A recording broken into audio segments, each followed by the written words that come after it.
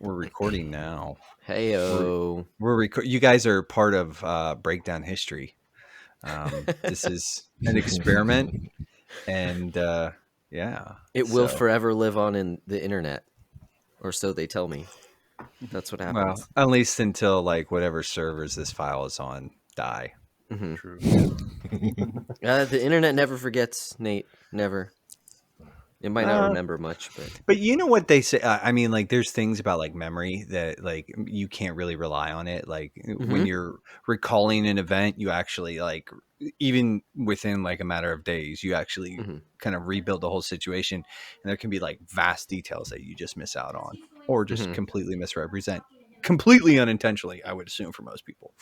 Yeah, it's almost almost like you have no control over what you remember. But Nice.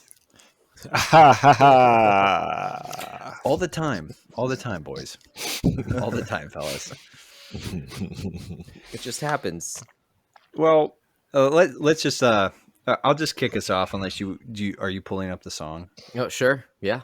Let's do it. I mean, Dorian and Josh have not experienced That's right. the majesty. This is super high tech. Oh, yes.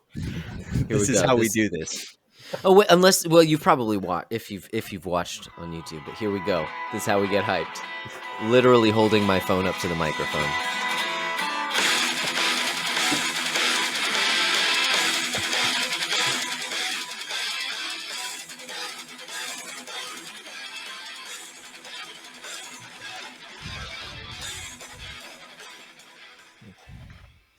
So, hey, Josh, I know it's your turn to start the episode, but I'm going to steal the opening bit because I don't have an opening bit. But we don't have time for any fancy opening bits. That's right. You wrenched control right out of my hands. I wrenched it. I just wrenched it. Take the bull by the horns. I took control. Like, what is that weird band's? The Old Norse gods or whatever, or the old gods of Asgard, is like the in canon is the in universe band. It's not really right. Anyways, man, we're already like off to an awesome start. Ladies and gentlemen, welcome to the Backlog Breakdown. I'm Nate. That's Josh. Say hi, Josh. Hi. We're joined by multiple people. Longtime friend of the show, Micah Dugsvest himself. Hello. How you guys doing? We got Dorian. Yes, sir. And we have another Josh. Yeah, hey, what's up? These now Micah is sort of familiar with the whole insanity, but you guys are actually joining us for something that I'd like to actually try and do a little more frequently.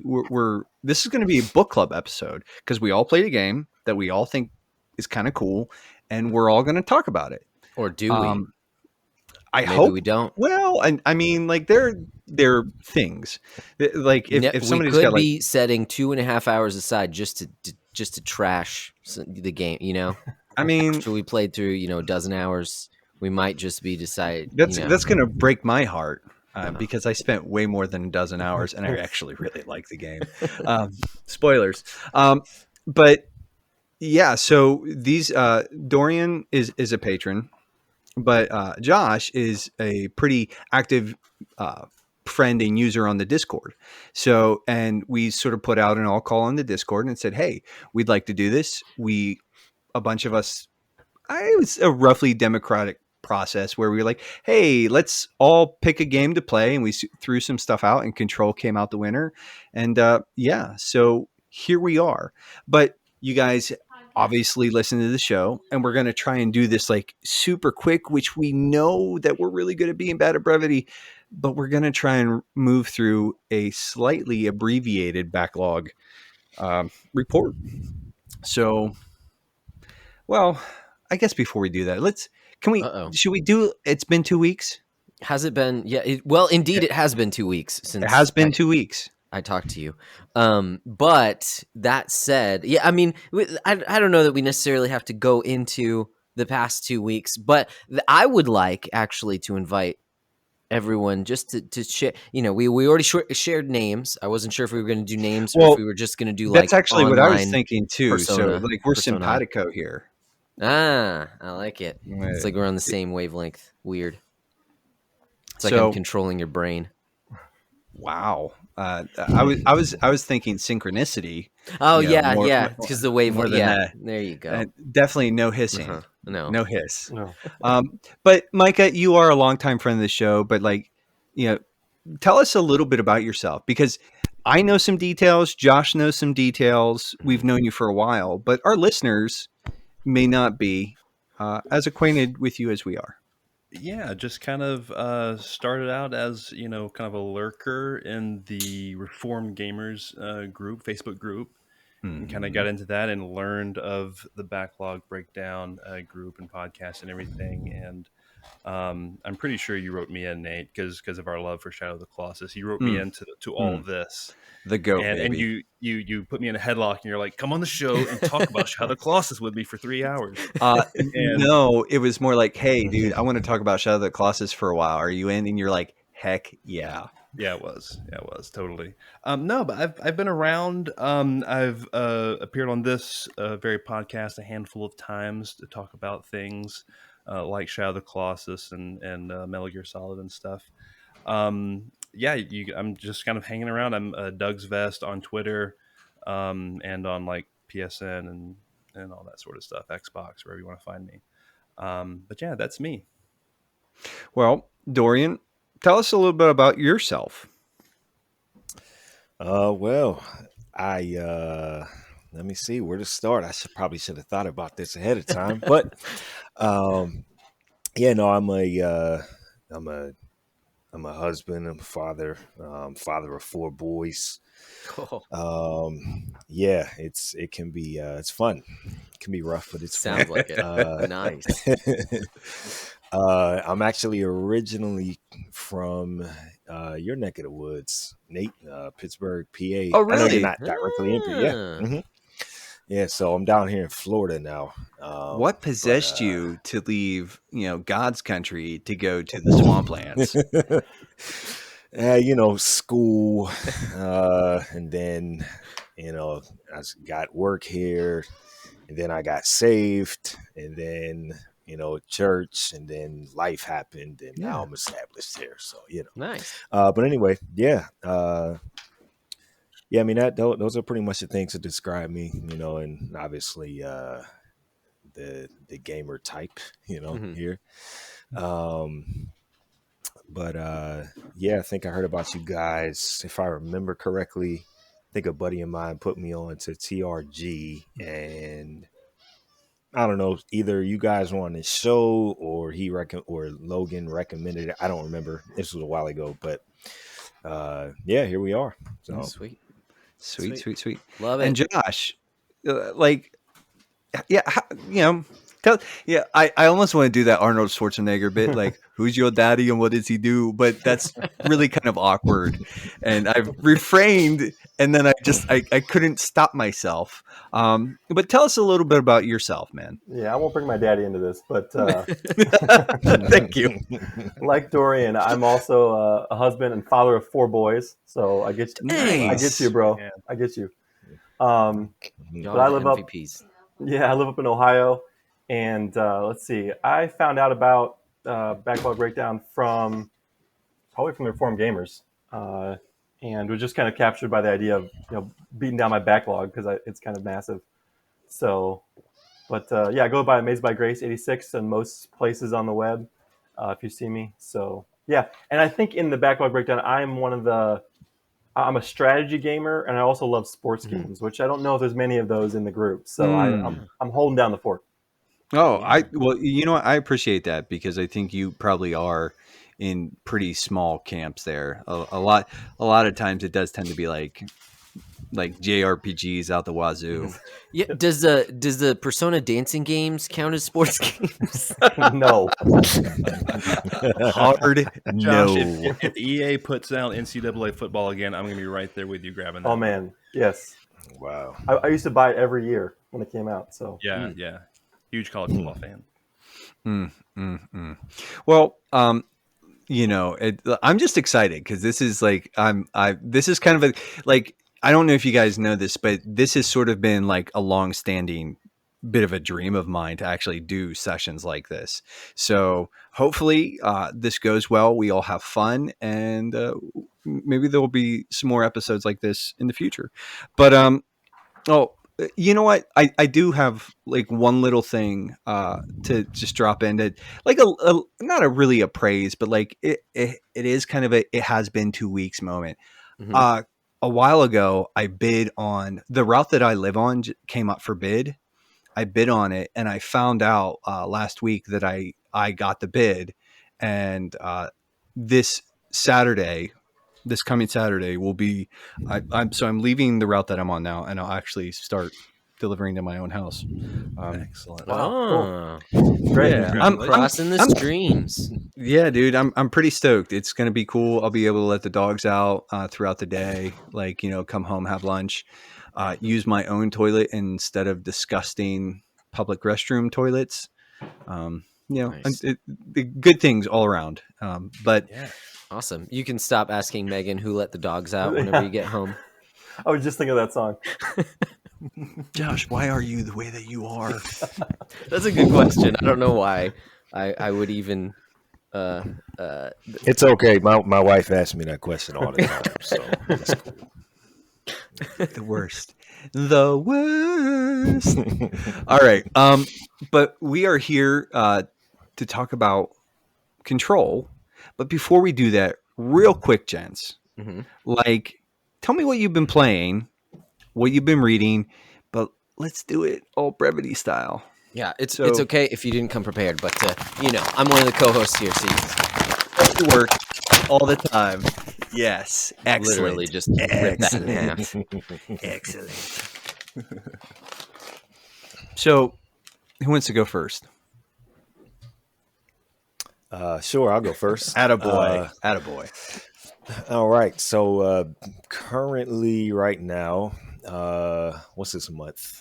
It is September. I think I've been working on Dragon Quest 11 Oh, Definitive Edition for it has to be at least no January, February, who knows? Just so I mentioned before I have 4 boys. One is a teenager, and so he games here and all that kind of stuff. But it's just balancing work, life, and time with the wife, and so there's some days where I'm able to play it for couple hours, and then I might not touch it again for a week or two or something, and then I'll play for like 20 minutes or whatever. Because it's an RPG. Sometimes I only want to play in a short bursts, but I don't feel like reading. I just want to play something, and just so on and so forth. So it's taken me forever to finish Dragon Quest 11. I'm pretty far into it. I just don't know how much further I have left. But I've been working on that. Still working on that. And of course, the occasional multiplayer, Call of Duty, still playing Modern Warfare, Right on. with friends every so often. And then I'm playing those on Xbox. On the PlayStation side, let me see. I just recently finished up something, and I cannot remember what it is. was it Control? Spider-Man. That's what it was. Nice. Yeah, Miles Morales. That's right. That's right. Spitterman. Yeah, Spider-Man. Need more pictures. So, Spider-Man. so yeah. Because that's a game that unlike Dragon Quest, once you finish like the main story, you can just kind of swing around and do things and do side missions. Best part of that game, man. Just ripping around I the can town. I can hold a conversation with my wife while I'm playing that game. It's great, and remote play comes in fantastic handy. So a game like Spider-Man, I can go out into the living room, spend time with my wife, put it on my phone there, play remote play, and just Nice. okay, I don't need a lot of volume here. Hey, wife, how you doing today? Let's talk about some things. And I'm just swinging around doing what I got to do, and it's great. Nice. This is one instance where gaming and technology, and some of the things that we can do nowadays, like remote play, is great. Mm-hmm. So yeah, those are pretty much the main games I've been playing. I don't game as much as I would like, but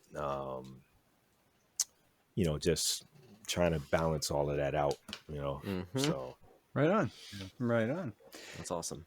I'm gonna call you Amazing Josh instead you. of like, and he's Oh, gonna thanks be so old, much. old You know, we've been Aw. doing this for so long, and now you're Josh. giving me Trash, Josh. Not trash Josh. Be quiet. No, but Josh, what have you been into? Like, what have you been playing lately? Yeah, a couple things. I just finished up a game and I posted it on the Discord before we leave. It's like a city builder, kind of a relaxed city builder, light strategy game. I liked it. I enjoyed it. You kind of it's a post-apocalyptic city builder, but it's not like scary or anything like that. It's mainly just building the little towns and production chains. But what makes it kind of unique is you're not just building on like one planet or multiple islands on the planet, but you're actually able to go to different planets, and you have to like, kind of string all these production chains together. And That's pretty cool. it's pretty cool. It's pretty interesting. It's just good to hop in. And then I've been trying out something new for me, and it's actually Verdun. It's a multiplayer shooter, World War One, and I am not good at shooters at all. I know the backlog breakdown. You're really good at being bad at brevity. Well, I'm really good at being bad at shooters. So, and this game is brutal. I mean, because you put your head above the trench and you're just shot. Like one bullet takes you out. You died so many times in this game, but it's given me an appreciation for World War One, and I'm also starting to get a little bit better, trying to find my groove in the game. So I've been enjoying that. And then the last thing I'll share, and don't spoil it if you've seen the last episode, but we've been watching as a family Lego Masters, the show, and I got little boys, so we love Respect. Legos. And man, I heard you guys talk about it on the show recently, and I love that show. We watched an episode tonight, and just so great. So we got one more episode, I think, which is the finale to watch. So we're pumped. My wife and I, we're a couple episodes behind at this point, and we just watched the one. What did they build? I can't even remember what the last. The wind towers. Oh yeah, that one was pretty cool. That's a great show. It was a great show. 10 out of 10 recommend. Oh, wow. Micah, yeah, I love it, and what they build is just insane. Like the builds are so cool. Micah, what have you been playing, man? Yeah, man. I've been playing this little indie game called Hades. I'm so proud of you. I was holding out because I got to get my trophies, and I held out for the PS4, PS5 release, and I'm playing that now that it finally got a release date earlier in the summer. So I'm waist deep in that. Like I've cleared the story, like I've rolled credits, and I'm just going back through and upping the heat on the different runs, and getting different, like more ambrosias and Titan bloods and stuff like that to upgrade my weapons and progress the story. What's your go-to sort of combos? I mean, at first I really loved the spear weapon, but I've kind of like the game forces you beautifully to like try all the weapons. It really gives you great, I'd say perfect incentives to like, okay, I'll go try the shield. I don't really want to do the shield, but I'm gonna go try it, and the shield's awesome. Once you get going with it and stuff and things like that. So, just you guys have talked about it a ton on the show, so I don't want to belabor it. Just a masterclass in design, in art, as always, in music. Darren Korb, Chef's Kiss, so good, so good. Like I will buy these soundtracks. Nice, multiple times even. Yes, yes. I admit nothing. So yeah, that's pretty much all I've been playing is Hades, other than like Rocket League with the buds, which is like a mainstay I kind of go back to. Nice, cool. But yeah, that's cool. Josh, How about you, buddy? Trash Josh. All right. So actually, I had just realized it yesterday. I pretty much hadn't touched anything in the past 2 weeks until yesterday. I actually had some time. So took. I mean, it was probably about an hour and a half, 2 hours, and fired up Neo again. And the first like half an hour was just relearning it because I had kind of forgotten a lot of just how to play, changing stances and stuff like that. Just kind of getting it down. But man, it hooked me all over again to where I got up to another boss. What's her name? Hino Enma, I think. Is it the butterfly lady? No, it's like vampire lady. Yeah. Did you beat Neo, Nate? What's that? Did you beat Neo, Nate? Did I? Yeah. Like long time ago, a long time ago, man. Oh, I didn't know that. Dang. Good job. Yeah. So I'm still early on. This is like the third boss of the game. The vampire chick is like she's the second big bottleneck. Like Okay. See, so I was going up against I was looking around. Well, first of all, getting to her, like there's a bunch of crazy stuff that's there, and then I was just like wandering around. I found another save point that was close to her, so I was like, okay, this is awesome. I can just run past some of these huge guys and just keep fighting her. And I did that for like 45 minutes, an hour, just dying and dying and dying and dying, but like making slight progress every time. Until I finally just had to be like, okay, I've been playing this long enough. Like I need to get back and do other things. But it definitely hooked me again. What's up? Is it just this? Is it the Ninja Gaiden formula from the old Team Ninja games, or does it have some? It has some Souls-like stuff. Oh yeah, it's straight up. Yeah, very much Souls. I was thinking for whatever reason Ninja it was Gaiden. just pretty much like Ninja Gaiden, almost straight up. Think sort of like the Ninja Gaiden, like the Xbox series stuff, like some of the technical aspects of that combat thrown in with some Dark Souls mechanics. Yeah. Because that's like, dude, that combat is arguably, like in Neo, the combat is arguably some of the most technical combat I've ever come across in a game. Like it can be brutal, like, because there's three possible, you can be high stance, mid stance, low stance. And there's advantages to all of them. And eventually, like you'll learn as you sort of learn techniques in each like weapon tree, it will, you'll unlock like the ability to like automatically flip through stances, which allows you to sort of combo in and out of stuff. But yeah, it's crazy. It's so good. Mm-hmm. Yeah, it's like I would say the biggest difference right now. Again, I'm pretty fairly early on, only on the third boss. Now I did just beat her, but like the biggest difference to me is like for Dark Souls, you can rely on your iframes a lot. Like you can roll around a lot, whereas in this one, it's a lot. It does not give you as many iframes. It just gives you a lot more. Like weapons and stuff, not even just weapons, but different like ninja abilities. You can throw kunai and shuriken and stuff like that, or use like magic and stuff. Like you have a lot at your disposal, and so that can be frustrating because it's like, okay, how am I supposed to beat this? Well, I have to completely change up my strategy and try this kind of a thing. But still, I love that loop. It after not playing anything for a while and playing it again, I'm just like, oh, I love this feeling of just adrenaline.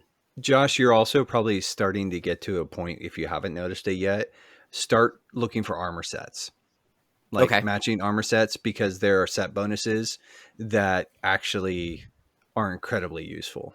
Okay. So it's actually, I made the game way harder for myself because I ignored it for a long time. And and then my brother and I were playing and he was like, dude, he's like, what are you wearing? And I was like, just some crap, just some of this crap I found. He's like, do you know about any of the set stuff? And as soon as like, I was like, well, I've seen it. He's like, why aren't you using it? Yeah. And it's like little brother took old man Nate to task. Nice. Okay. Well, that's good to keep in mind. After like, kind of like bashing my head up against this boss multiple times. I went ahead and I did watch some videos on YouTube, so I guess this is cheating, whatever. But just to get an idea of some of the strategies, because the main thing about these types of games, especially with bosses, is just like learning their move sets, and so you know how to defend against them. And after that, I picked it up. I had some time. I woke up early this morning and had some time, and I think in like 4 or 5 tries, I got it, and that felt awesome. It was a nice start to the day. I'm just like, that's right, I took down a boss. Excellent. I'm good. So, Nice. outside of that, if we're talking, I don't know, no one mentioned any books, but out of the blue, I felt like reading some Russian literature once again. So I started up Crime and Punishment by Fyodor Dostoevsky. Dostoevsky. Yes. Nicely said. I'm surprised it actually came out. It's an audiobook, so I get to hear these names. I don't have to like read them, in my head.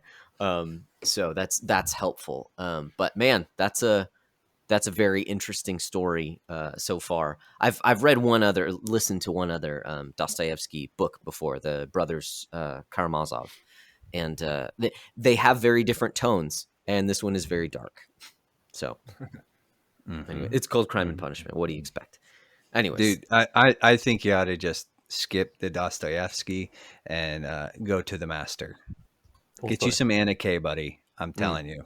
I mean, I want to get there eventually, but I'm digging the Dostoevsky. There's definitely this theme of I don't know if Anna Kay is the same way, of like the bleakness. I live in Texas, okay? It's like barely ever cold here, except when we have snowpocalypse. But just like you can feel the writers just it's not nihilism, but it's just this sense of just life is cold and hard, and you drink vodka to deal with this life, and it can be bleak. That's the word that I'm looking for at times, even though there's definitely like this light that comes through, especially with Dostoevsky. I don't know if Tolstoy's the same, but I think and I'm not like an expert, but Tolstoy, there were definitely some like hard moments, but there was like a lot of like quiet joy type stuff in his book that I really appreciated. Just small joys. But nice. Cool. If you're done, I'm just done. gonna What you got? I'll wrap us up here. So I did I have been a busy boy over the last several weeks. I platinumed Control. I 100%ed all of the DLC. So there's that. And oh boy, howdy, was that a trip. Some of those trophies were a little tedious. There were 2 DLC trophies, in fact, that I was like, these are stupid, but I kept doing them anyways because I'm an idiot.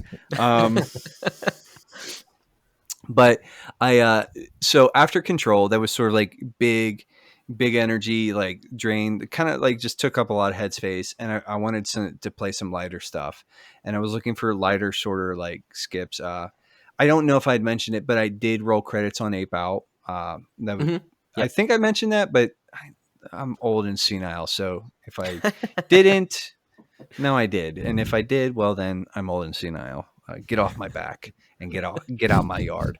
I'll get the monkey off your back. Don't worry. Yeah. Yes. Yeah. Just get that right off there. Sayonara Wild Hearts, which, as far as gameplay goes, it's meh. The music, though, that album is a bop, dude. Like, it's so good. It's like this electro pop synth wave stuff, and it's super fun. Like I said, the gameplay is like okay, and but then I like, and to get the trophies are so dumb. I'm gonna be honest. Like it's I tried to go for the platinum in that, Nate, and man, they're so frustrating because they're all so like obtuse in their descriptions. Weird. You have to just like basically just look up what you have to do to figure it out. One of them is you take to get one of the trophies, you go through the Zodiac challenge thing backwards 3 times or something like that. I was like, this is dumb.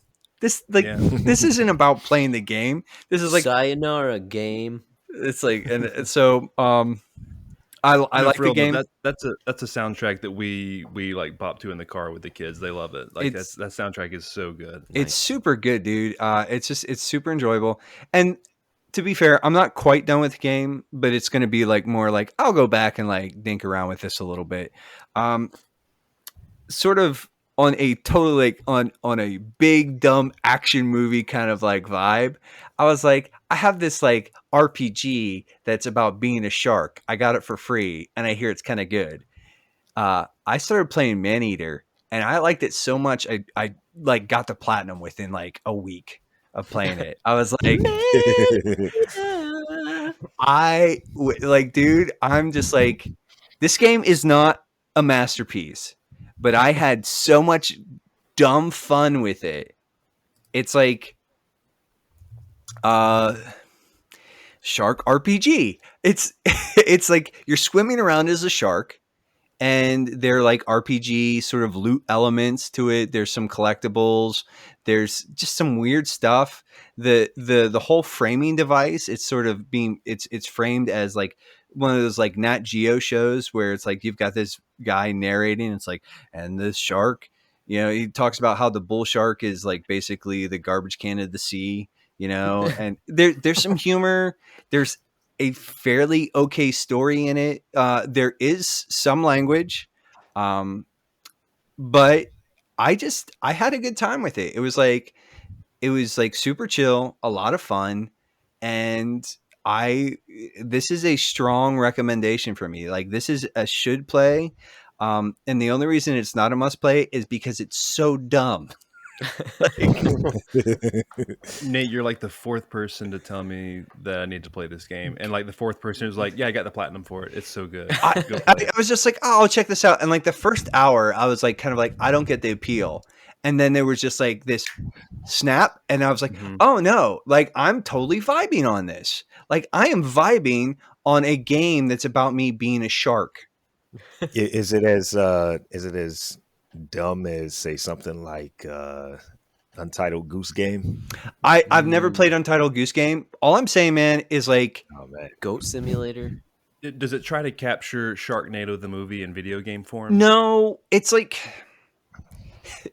I don't know. This is the thing. It defies description, guys. Like I can't, like, I'm just like, this game is good. Like sit down, give it an hour. If you don't like it after an hour, walk away from it. But like, honestly, it's like, if I gave like, I would say this is like a strong 7, and it'd be like a 7.5. Maybe it's definitely not 8 like material, but it's really good. And it's just fun. And it's a perfect, like, probably about 15 hours of gameplay to get the platinum, and I had a blast. It didn't overstay its welcome. I'm like, dude, like like I wanted to buy the stupid DLC for it. Like I was like, yeah, What's in the I was DLC? just like, so apparently a new mutation, and you shoot laser beams out of your mouth, and like you get to be Godzilla shark, and I'm like, I didn't buy it yet, but it's like, I'm like, definitely, like when it goes on sale, I'm like, yeah, I'll plunk down some money for that. And This how game long? is from- How long Sorry, go have you ahead, been Jeff. playing this? Like I said, it took me like 15. Like it says like 19 hours and change on my game timer, but there are like times where it's like, because like it doesn't. If I pause the game and I just walk away and I just leave it run for a few minutes, Yeah. like because it's also that kind of game. So Yeah. So maybe the past week or so, it's been yeah, Shark Week. I mean, honestly, yeah, it's been Nate Shark Week, and he's been loving every minute of it. And it's like, dude, it's so much fun just eating everything in the ocean. I'm like, I'm gonna turn you into food. And Now, what percentage do you actually eat people? Because that's the name of the game, right? That's true. There's there's sort of like, I'd probably say there's a good portion of the game where like eating people is sort of not an option, because you're too small. Because that's the thing, as you get levels, like you have different growth stages, and so, but then there is a point where it's like, oh yeah, you can start eating people, and You become the man eater. then you just start eating people all the time. It's like there are challenges. It's like, hey, there are a bunch of people at this beach. You need to eat 15 of them, and I'm like, sure thing.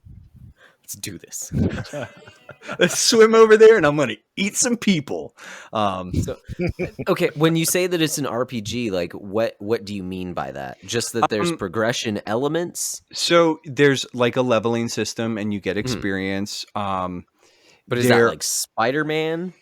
Like, it's like I'm looking at a trailer for it right now. Okay. Okay. It's like 30. There's 30 levels, and there are different growth stages. And so every time you get a level, you get a little stronger. Like some of your you'll get bumped to stats. New row teeth. Well, and that's the thing. So like there's a gear system in this too. And you're like, how do you do? And they call them evolutions. But it's like, it's basically, you get like different headpieces, and you can level those up using sort of, and you can, but it's like you get a head, a fin, a body, a tail, and teeth. So dude, I'm just saying, like, this game, guys, don't sleep on it. It's I was like, I'm just gonna like, because it was like I looked it up on how long to beat, and it was like like 6 hours to like play through it, and just like to play through the game. And I was like, cool, like I want something short and sweet and kind of like to bop through. And I started playing it, and I was like I said, I was like, at first I was like, I don't like this, especially when you're weak and not powerful. Like it's like not as much fun. But then as soon as you start eating, things that are a little bit bigger than you sometimes, and you're like, yeah. Yeah. So I'm just saying, don't sleep on Maneater, guys. It's a lot of fun. It's like I said, this is no like game of the year thing, but I'm like, this is like a hard recommend from me, just because it's like, I was like, dude, it's just so weird and so good. But I also have a, and I'm going to sort of wrap up here, but I also have a book that I want to recommend, guys. So I brought it up in the last episode, The Comfort Crisis by Michael Easter. Dude, guys, this may be like my favorite book that I've read all year, or in the last couple of years. I really enjoyed Range. I think The Comfort Crisis is like one of those things where it is very broad in sort of the material he covers. But he touches on so much stuff, and the way he like weaves like stats and personal anecdote, and it's all set against this backdrop of like this like high stakes. Like he basically went and did like this like survival hunting trip in Alaska for 30 days. He was in Alaska, like the Arctic region in Alaska, for like 5 weeks or something like that. It was crazy.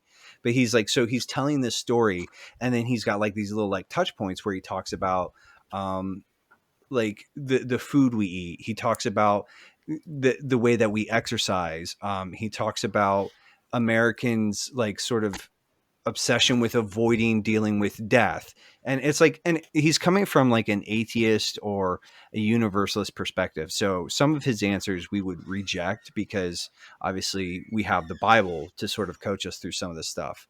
But I found it to be an incredibly compelling critique of the American culture, in all the best possible ways, where he doesn't sort of come off preachy. He says like, he's like, this is what the research shows. This is sort of like what I've experienced, and he just says like, maybe this, like, it's a fascinating book. So I listened to it on Audible. I bought a physical copy, and I'm going to be reading it again soon. So I think it's really worth a read, because even if not everything in the book speaks to you, I think there's enough in there to really challenge us. And I mean, you guys have probably all heard me say, like, part of what will help us enjoy this pastime well is putting it in its proper place.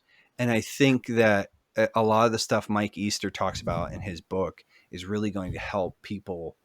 It could be helpful for us, and maybe evaluating just sort of what we do with it. I think it's an amazing book. Like, it's like one of those books that just like, it kind of hit me like a few times square between the eyes. And it's like, there's stuff I already knew. And then I was like, oh, like just, I mean, he even talks about how like, sort of like, I mean, like one, like, just to give you another example, he talks about how, our obsession with cleanliness is actually, like, scientists and researchers are thinking that it's actually causing more problems, because while we don't have some of like the the sort of like the bigger infectious sort of stuff, like sweeping through and shortening people's lives. He's like, actually, what we're finding is that we're actually killing good microbes and good gut bacteria and like good bacteria, and our immune systems don't have to fight anything off on any sort of level. So we're actually culturally experiencing more chronic illness. And like like one of the things he brought up is that 50 years ago, kids like a peanut allergy, it was like 1 in every 100 kids. He's like, now it's 1 in every 10. So it is like the rise of stuff like gluten intolerance and stuff like that. He's like, it might actually be a product of the fact that we've sort of made everything so sterile that your body doesn't have a chance to like sort of fight off low grade infections, and your immune system is basically compromised. But it's like, it's all over the place. Like he just like, but it's one of those books. I'm just like, I was like, wow. And again, Yeah. Go ahead. Yeah, that I think that exact story was in the book. I read it earlier this year. The Coddling of the American Mind. Yeah, he talks about that exact story in there. Just how, you have kids with the the whole peanut allergy story, and just how they're not able to. The point of it, the point of the story, or at least that particular section is that they don't go through anything difficult, to prepare them and to build up their immune system, and the principle is just, hey, you have to go through hard things in order to get better and learn and so on and so forth, versus if you just have it easy all the time. I mean, you're essentially going to be, weak and limp-wristed and all of that. So that's how I process. It's the untempered steel, man. I mean, yeah. Not to go. 1 second here. I gotta put my dog out before I go to bed. One book, while you're doing that, Nate, one book that comes to my mind when it comes to this coddling that I found helpful was the book Grit by, I think it's Angela Duckworth. It was a really helpful book in terms of, okay, if that's the comfort crisis that we're dealing with, how do we get out of that? Well, when it comes to education, or really anything that we're doing, this idea of grit, this idea of pressing through hard things is really important for learning and growing. So I really like that book, even though it's not necessarily from a Christian perspective, it is applicable. So, yeah, and this is like, I would say, like Michael Easter's book, like he's writing from the perspective of a materialist, maybe an atheistic evolutionary, or maybe a universalist style worldview. So there's definitely some spiritual things. Like when he's dealing with death, he goes and talks to a bunch of like Buddhist monks and stuff like that. But still, the insights are interesting, and I think they level a pretty hearty challenge to anybody who's, I mean, there's so much in it. Like James Robert, I actually got him, like he's the guy who sort of put the book in my ear, and he and I are going to hop on and have a conversation about it. So there is that. But we've been, we went a little long, but there's 5 of us. So I'm going to let it slide, but just for anybody who's listening here, we're going to get into the main topic here real quick, but I just wanted to sort of plug the Patreon real quick. If you like what we do, check us out on Patreon. We're the #backlog breakdown. We'd love to have you join us. And if not, do the things like the rate, subscribe, review, tell your friends, sharing is caring, or just come hang out with us because we like that stuff. One additional plug is I just want to sort of take a second here to just sort of shout out the good work that our friend Charles Watson is doing over at GG. The dudes, that app is killer. And if you're not on it or not using it yet, get after it. It's better than Goodreads. What's the one that he always... It's a really cool app for tracking your video games, what you own, what you want to play, what you have played. You can create custom lists. There's all sorts of functionality there, and we will get a much better ad spot on that at some point in time. But this is what we got for now. So let's, with all that being said and done, let's get a word from our friends, Josh.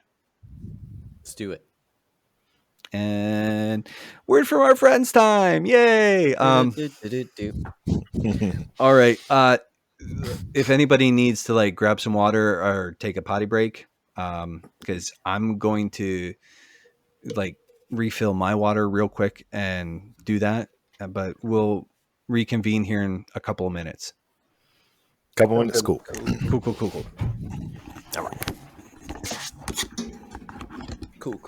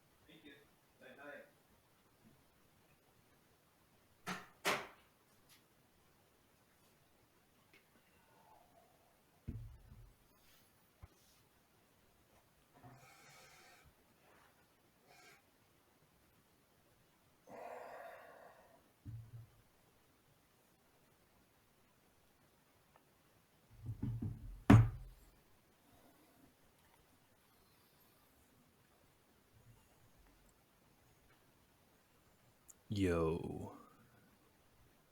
It's me, Micah. There's no one else on the thing. Oh, there's Josh. There's amazing Josh. Hey. Micah, right? Yes. Yeah, my best friend is named Micah, so I know Micah's. Oh, excellent. Yeah, I didn't know that the first Micah I ever met was I was like a freshman in high school, and it was a girl. I was like devastated. I was like, oh. Oh, wow. I've never met a female Micah. So. Yeah. Wow. Female Micah? No, that's a new one. They're out there, I guess. Wow. How did she spell it? Was it like M-Y or something? I don't know. Oh. I don't know. I don't have that. Hold on. It's a good question. Maybe no H at the end. I don't know. 1 second.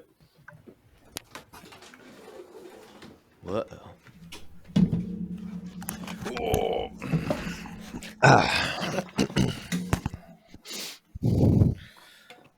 Had to turn my TV off, burning up my electric bill. Yeah, of course. I saw it on behind you, but I wasn't sure if you wanted it on or not. But... Yeah. I had it on earlier. So,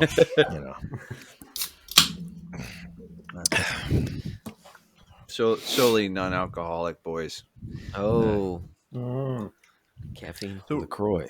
real quick, before we dive into the conversation, I guess really Trash Josh, Amazing Josh, and Dorian, did you guys like the game? Like, what did you like overall? Like, yes, no, indifferent? Yeah. Okay. Yeah, I mean, I didn't hate it or anything. I mean, I kept playing it. So. I finished it. I just wanted like a base level of kind of where everyone was coming from before we dove in. It's not my favorite kind of game, but yeah. Just if you guys haven't heard any of the episodes he's on before, like Micah does tend to come in at like, he he feeds that special nerd inside of me that just loves to get into like the nitty gritty, and he comes at it from I wouldn't say academic level, but like there's a lot of thought put into Micah's contributions. So I appreciate that. That was the nicest thing you've ever said to me. really, that makes me feel bad. Maybe not. Yeah, it's been probably at least a few months since I completed the game, Mm-hmm. and so I went on YouTube earlier today. Like, you know what? Let me try to remind myself, like some of the parts of the game, only to realize that, man, like I kind of forgot. Like even with the reminder, I'm like, I still don't really have a firm grasp on what this game is This about. game is but it can be very I confusing. think that's part of the problem. Yep. But Yep. No, I mean, yeah, the story, like and we'll save that for here in a minute because I'll do Yeah. the thing, and then we'll sort of hop right in. But yeah, the story is real esoteric, man. It gets like it's hard to parse out. Like Mhm. I don't know if you guys listened to our Horizon Zero Dawn Breath of the Wild episode yet, but one of my biggest criticisms, or not biggest, but a criticism that I had of Breath of the Wild is that the story is pretty good, but it's hidden. Like you have to go like, knocking down doors to find it. And I said like that, frankly, does that game a disservice because it's got a pretty solid story. And I think in a lot of ways, Control suffers from a very similar problem. But That makes sense. I have one quick question, and we don't like simple yes or no. Does anyone know why it's called Control? I think I do. Okay. Micah has a theory.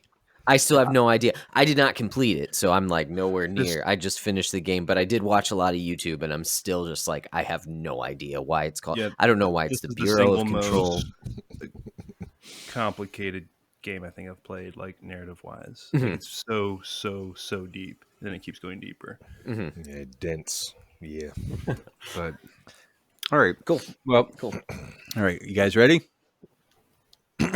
And we're back. It's time, boys. It's the reason we have convened tonight is that we all played a game that I think for the most part we enjoyed. I hope. I think it's pretty rad. Josh put a GIF Mhm. in the Discord saying it's totally rad. But Well, I put the GIF that just said totally rad because you said it was rad, and rad just makes me think of 90s stuff. and it had Micah, Shredder you were on it. like right on the edge, like ready to say something. What's going on? No, I just knew that's what it was from. Yeah. I'm with you, Josh. It's Shredder, dude. Yeah. Totally rad.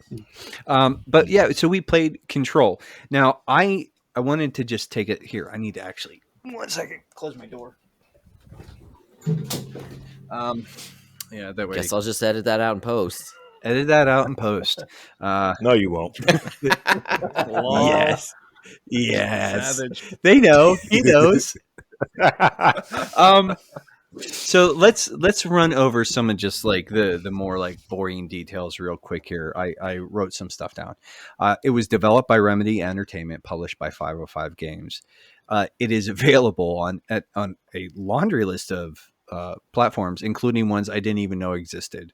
But I don't know everything, so that's not a huge 3DO, surprise. Not that far back, but 3DI. Windows, PS4, Xbox One, Luna. What the heck is Luna? Isn't that Amazon? I think, yeah, yes, Amazon. Amazon's. Okay. It's still I a don't know thing. if it's still a thing, Yeah. but I have no idea. I thought that was just like called Amazon Games or something, but shows what I know. Again, not infallible. No perfect knowledge here, boys. Ouya, Switch, Wii Not U. Ouya, but yeah, it is on Switch. It's on PS5. Is it really? Uh, No. It is via cloud streaming. Oh, yes. okay. Okay. I was like, how can a Switch run this? That's crazy. Versus, yeah, it's they call it the Cloud Edition or something like that. Gotcha. Xbox Series S and X and Stadia. It was released for the PC, PS4, and Xbox One August 27th, 2019. For Luna, October 20th, 2020. The Ultimate Edition and various iterations were released for the Switch on October 30th, 2020. PS5, Xbox Series S and X, February 2nd, 2021. And Stadia, July 27th, 2021. So there we go. And I just sort of like to get any sort of my baggage out of the way.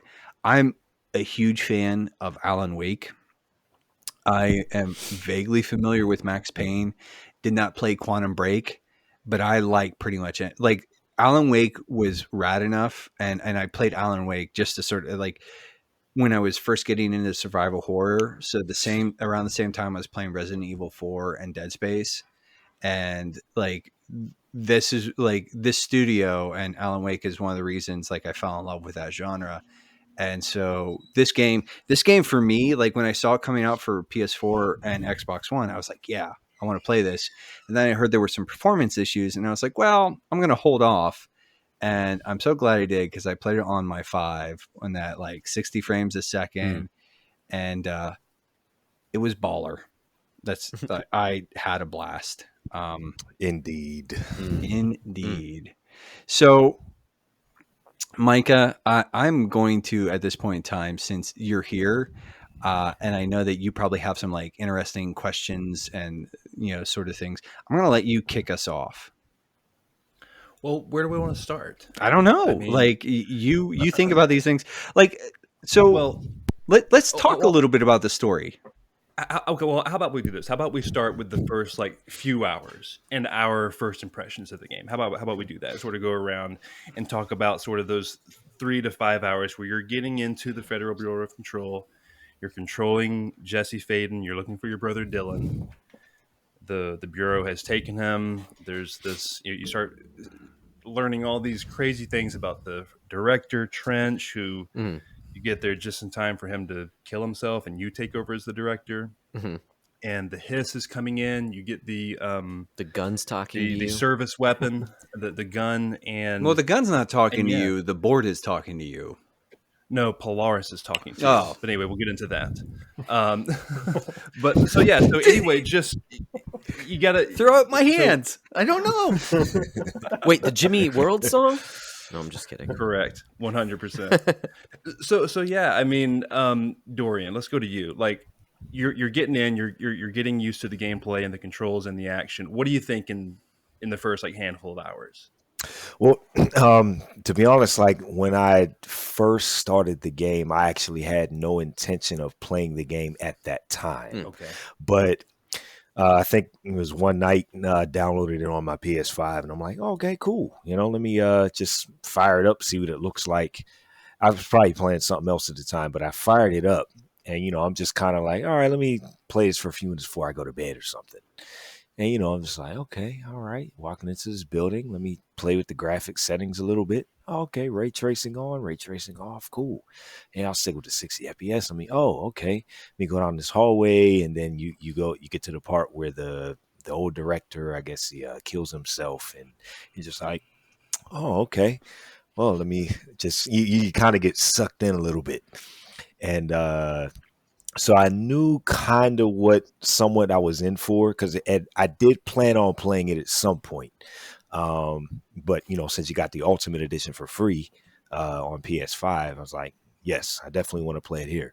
And then so my initial impressions of the game, I knew it was going to be, like a third person action type shooter, but as I, was going on and, started getting these weird, powers, and, especially with the, what is it called? The mainstay of the game, tip of my tongue, you telekinesis, and you throw things, that's always fun. Never gets old. Yeah. So I'm just like, oh, all right. This is kind of fun, some of the enemies are, at least from my perspective, kind of generic. They're just kind of red and whatever, but at the same time you're intrigued, like, okay, what's going on here? So it just kind of keeps you playing, and then it just gets weirder and weirder from there. But yeah, those are my initial impressions, say like the first, hour or so, kind of what I gather. I'm just like, okay, yeah, this is a game I think I'm just gonna keep on playing. So, there's some lore there. I'll jump ahead just a little bit here. Like with the lore, I knew this was one of those games where it was probably tied to an achievement or something, or trophy or something. I didn't platinum the game, but just like reading the picking up notes and things and like, okay, what's going on here? Trying to piece things together.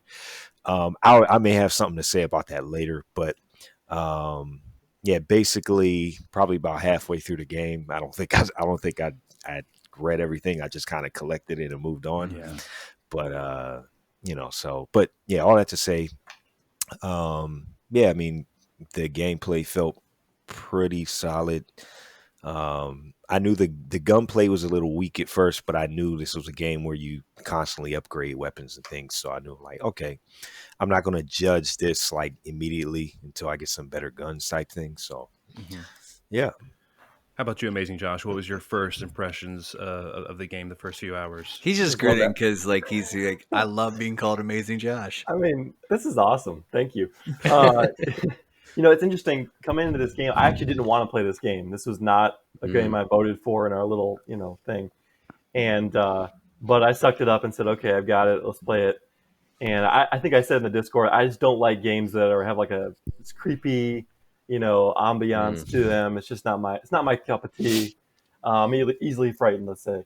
But as I got into the game, I definitely, the X-Files is what struck me. That sense of, sure, this is a government operation gone wrong. What's going on in here?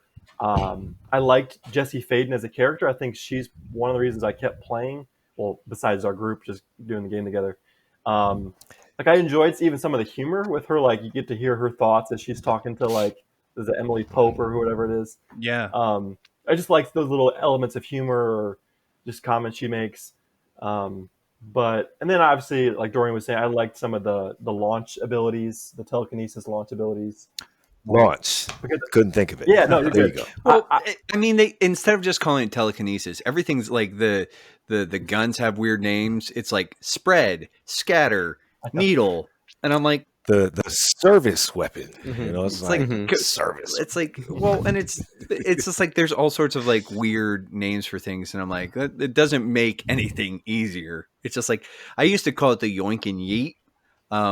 It's like you yoink stuff and then you yeet it, and I was like yoink, yeet, and I didn't see that in the game anywhere, but yeah, I guess that's good. Wait, hey, Amazing Josh, speaking of creepy, so I played this game on a 5.1 surround system. So nice. Now here's the thing. I knew this game wasn't like Resident Evil or anything, so it didn't really creep me out. But I have, and you all know what I'm talking about. There's one particular enemy in this game that just gave me the chills. Okay. And it is that little, when you get in, I forget what section it is, but the rock, the sporadic, seizure having rocks, those things creep me out every time because, you walk by them, the screen starts shaking, and then because I'm playing on 5 speakers, I got this thing going behind me and I'm like running and it's almost the equivalent of, you ever play Resident Evil, what was it? Resident Evil 4. Do you remember the first time you played that game and you turned around and ran, but you knew the chainsaw guy was behind you? That's how it felt, except you couldn't kill the rock. It was ridiculous. Yeah. But yeah, man, it's yeah. It's unsettling for sure. Like the whole tone unsettling of the game is, and I don't know about you guys, but I never trusted like anyone, like even Emily. For most of the game, I'm just like, something's going to happen. She's going to turn because she's like too bubbly to be in this game. Something's wrong. No, she's okay. But I could never feel comfortable with anything. Well, and that's well, I was just going to say, real quick, that's like kind of what I loved about it, is that Mhm. it wasn't like like an intense, like in your face, like it was just sort of this like low level existential dread the entire time. And I was like kind of like uh you know, just yeah, it's, I mean, it's definitely like the atmosphere is Well, when you pretty go into wild. like an open room, like a high ceilings, and there's just like a dozen people just floating in the air, and it's Oh, just yeah. silent. Yeah, for Otherwise, it's sure. just like, yeah, that's super creepy, you know. Mhm. Mhm. But I cut you off there, Josh. Not No, I trash was. Josh, amazing Josh. Thank you. I was just gonna say, like, I appreciate that too, Micah. Just the idea of like the game kind of throws you into it. You don't really know what's going on. These people are, levitating in the air. You don't know why. Why is she here? Why is it called Control? Maybe we'll get to that. But Mhm. yeah, so I think the game does a good job with that. As it continues, I'm sure we'll talk about this. I wonder how well it does at fleshing some of those things out. But initially, it was a pretty good impression, even if you don't like that kind of game. Yeah, well, before we go into the story and dive kind of deep into what's there, I want to talk about just kind of settling on the gameplay and Mhm. just sort of what we thought about the gameplay loop, the action. You know, it's an action heavy game. You know, a lot of shooting, a lot of running and gunning, a lot of floating and launching and shooting, and pretty cool action set pieces. You know, mixed with some exploration. You know, they have the map there, which may or may not have been helpful. Trash Josh, we'll go to you. What did you think of the gameplay loop, the action, kind of the, pulling the triggers and I'm sorry, Josh, that you've been dubbed trash Josh. I love it, actually. I feel Okay. like a raccoon over here, like I mean, digging through my trash. Uh, no, yeah. Well, actually, I'd say that's also, in addition to like just kind of the curiosity as to like where is this actually going, because I have no idea what's going on. The gameplay itself definitely hooked me like early on, and I'm not big into first person shooters. I enjoy that. I've probably said this a number of times on the podcast before, but I feel like I just played a ton of them in high school, like when they got super popular with Halo and Halo 2 and a little bit of Call of Duty and stuff like that. That like I kind of just left that behind because it's like different iterations of that same thing. So I don't play very many first person shooters. And I mean, I guess this is a third person shooter, but still. This so I did like the normal gameplay loop itself. I thought it was pretty solid. Now, I had also, actually, from one of our previous episodes when we talked with Michael Baumeister, he had mentioned how he just upgraded like a bit of his guns and then mostly just his launch ability. And I did that, and I felt like it made the game not so challenging. I'll put it that way, which is fine for me because I'm not great. Um, but so I didn't like branch out very much. I didn't look into a bunch of different builds and things like that. Like I kind of had my mainstays, and when you upgrade launch, like it does a ton of damage. it's good. Yeah. Uh, Yeah. it's a Yeah. bit OP. But so okay, so I do think the core mechanics of the game, and I like, we've mentioned in previous episodes, you do have to always keep moving. It feels a little bit like Doom in that regard. Not nearly as intense, but it's still just like it keeps you on your toes the whole time. I I think the best thing to describe it real quick. Sorry to cut you No, off, you're good. Josh. Is it feels like an X-Men game, like someone took like Jean Grey and gave her a gun or something Jean Oh, like Grey that. Simulator. that is You good. know. That is, hmm man. Yeah, there you go. But That sorry, that's go ahead with your thought. Oh, that's great. I was just gonna say I do feel, and it's a fairly short game, but I do feel like if you are mainlining the story, which is what I did, so this could be my fault, that it does kind of eventually fall into feeling very samey of just like go over there and get the thing. You'll have this area. There were only a couple bosses. Most of them were just kind of like areas where you fight a bunch of enemies. Go get the thing. Okay, come back. Okay, now go get the other thing in this new area. Okay, now come back. Okay, now go get this other thing in this new area. It did not quite. It wasn't quite stale because I enjoyed the loop, but it did feel like, I don't really. As I got more and more lost as to what was happening in the story, I didn't feel as much of a connection to kind of go do the thing and come back. kind of a thing. But it never totally lost me. Like I still enjoyed what I was playing. But anyways, Yeah. Nate, how about you? We haven't heard from you a whole lot. I would just say like I thought the combat was excellent. I mean, I would sort of agree with the assessment in a lot of ways. It did remind me of Doom 2016, where it's like this constant. It when that game when you're playing it well, it feels kind of like a bit of a bullet ballet. Only this is a telekinetic ballistics and bullets ballet. The constant like sort of like grabbing stuff and then flinging it at guys and then like wheeling around on another dude, like ripping down shields, for me, I got the platinum. I did 100% on the DLC and stuff. So I experienced like a lot of the game. I put like probably like 50-ish hours into it.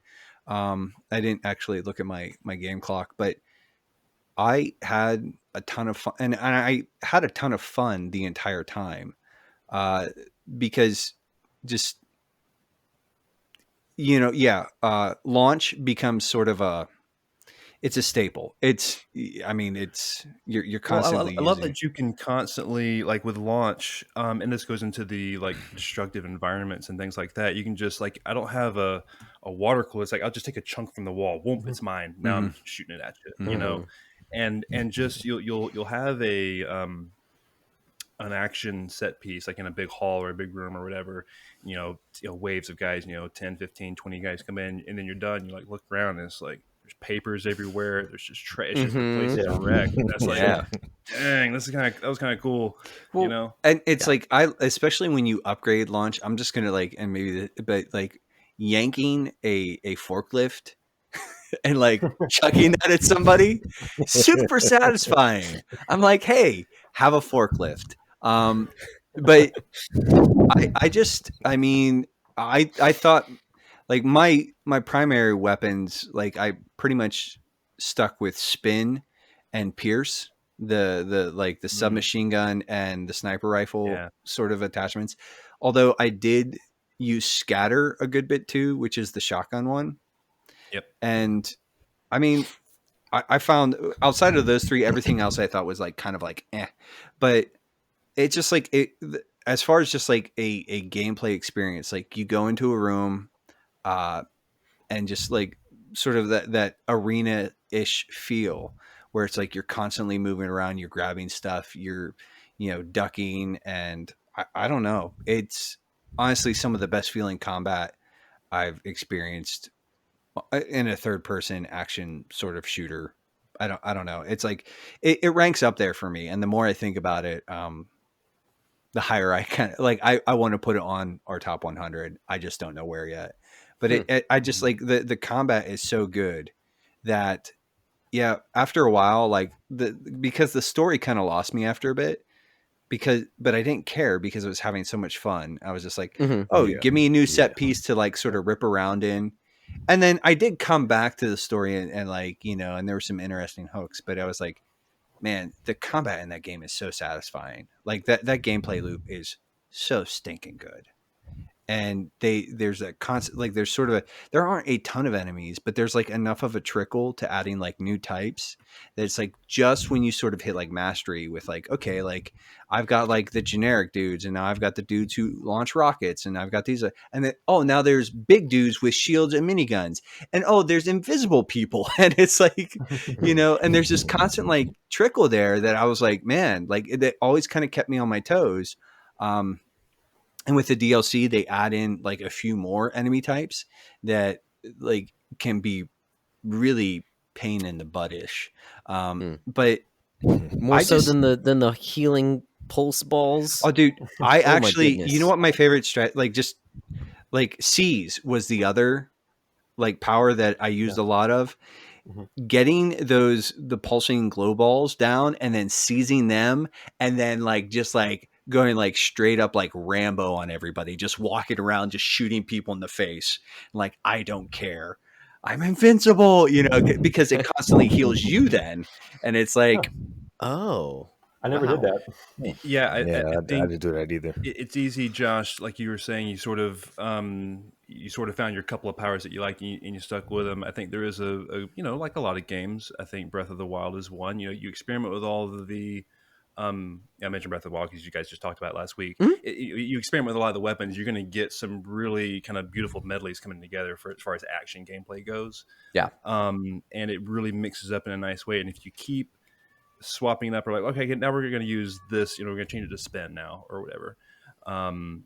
Yeah, it just kind of mixes it up in a nice way and gives it a different sort of spice. Yeah. Sweet. That's good to know. I did enjoy that seize mechanic though. That was quite pleasurable toward the end of the game. Just to see, I need a little more help in this combat. Hey, I'll just take one of you guys. You help me out. Yes, it's like, and now you're my friend. Yeah. You're gonna die quickly, but still, you're my friend. I think one of the strengths of this game, and it's something that I probably appreciate the most about it. One of the things that I enjoy the most about the game, and why I kind of hold it in a high regard, is the environment and the atmosphere of the oldest house. Mm-hmm. And I'm always a fan of games, 3D games that can put you in a singular place. I think of like the original Resident Evil. There's the mansion, or Resident Evil 2. There's the police station primarily. Yeah, you go to the sewers and other places, but you're primarily exploring the police station in Resident Evil 2. In Control, you're exploring the oldest house, and it's this like nondescript building from the outside. You would think it looks like a normal building, but on the inside, it's just this like limitless dimensions and pockets of rooms that don't hold to the properties of like the outside world of what we are like perceiving and everything. And so I really like the setting of the oldest house. So any thoughts there about the environments and the tone of the oldest house? Huge and sterile and dark. And yeah, especially get earlier in the game when you kind of clear out a section or cleanse it, you see kind of the environment kind of shift and change, and at that point you're still kind of trying to figure out like what's happening. But it is interesting. Yeah, and I think like with the atmosphere and things, I think at one point I was playing the game and I realized, like, am I going to be here the entire game? And I kind of knew that I was, but because of the combat and, some of the scenarios you find yourself in, and then of course just the sound design and everything, I think it just kind of kept me there. And and then of course when you interact with some of the other characters and you see kind of like what Jesse is thinking,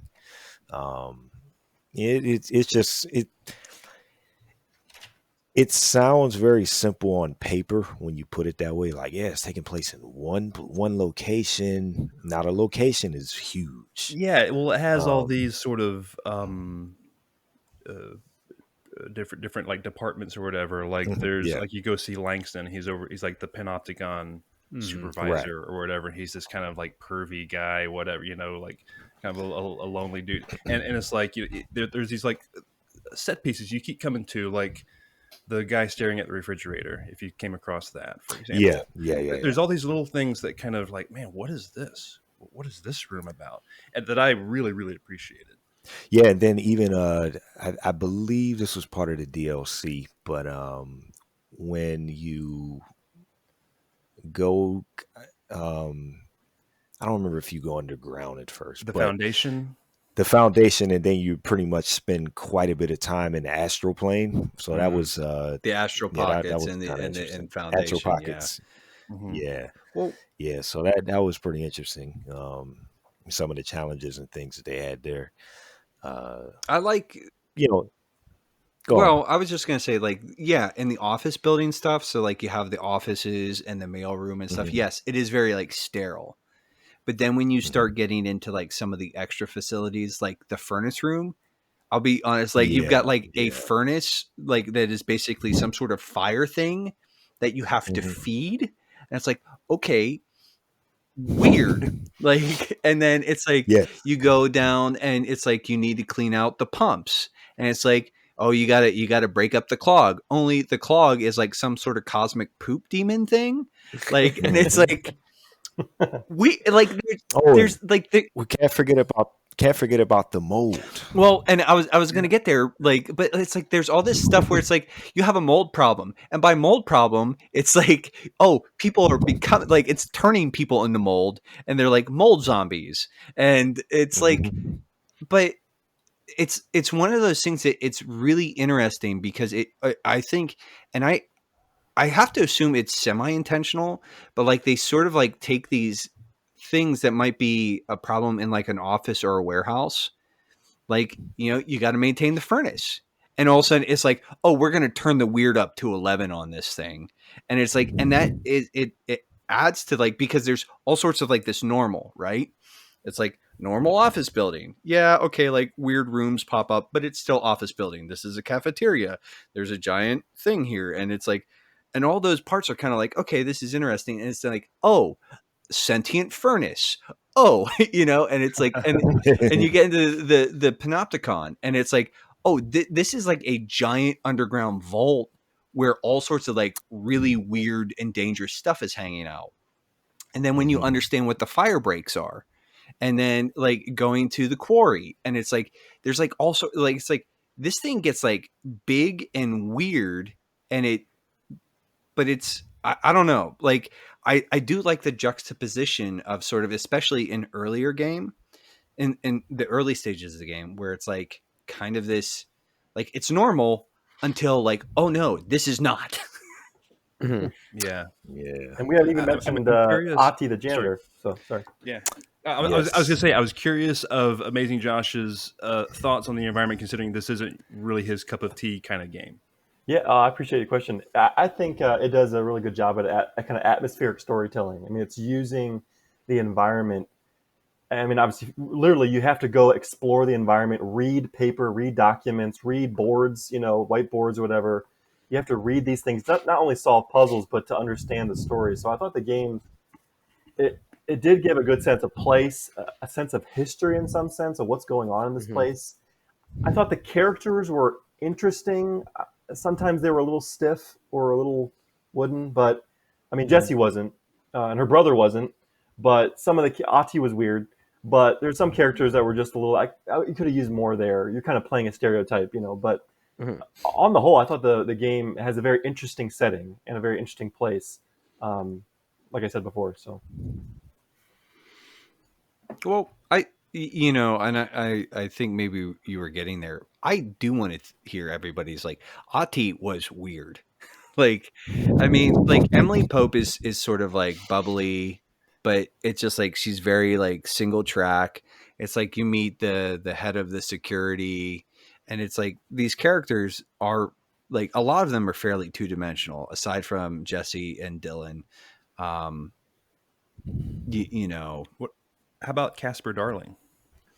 He's What y'all think of him? All the live action That's right. That's right. sequences with Dr. Darling. I mean, I didn't like those as much as I like the weird puppet show thing. Like, that, I mean, that felt like I was gonna say, I guess more like Twin Peaks or something like that, where it's just like intentionally weird and out of place just to be weird and out of place. Like why did they have to do this as a puppet show? No reason, just cause, just why not? Where for some, oh, go on. I'm sorry. Oh, I was just gonna say, I think that's flipped, like with the stuff with the scientist Casper Darling. That right? I'm thinking of the right person. This scientist guy. Whereas those were like intentionally live action shot to make it feel more normal, even though they were weird. Like it was almost kind of a reverse way of doing that concept.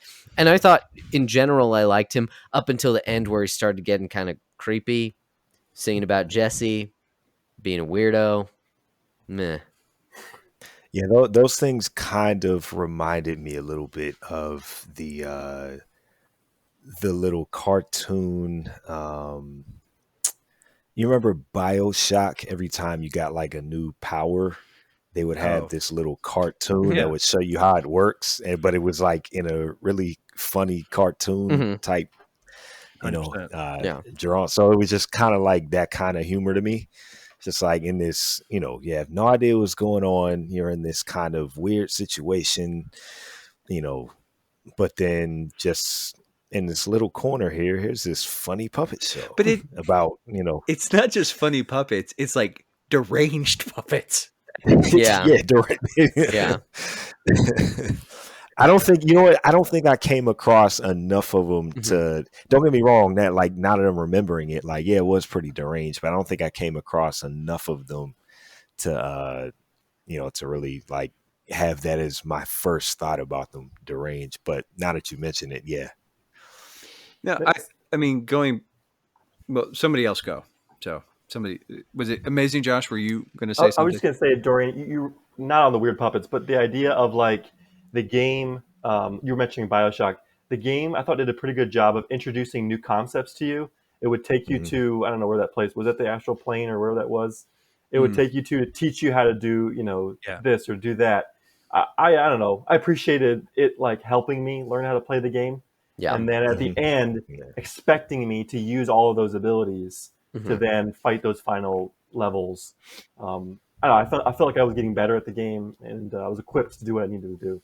Yeah, definitely. Yeah, that's a great point. I think it does. Absolutely. It equips you for that cumulative test sort of at the end, as some of the final bosses and stuff get really tough.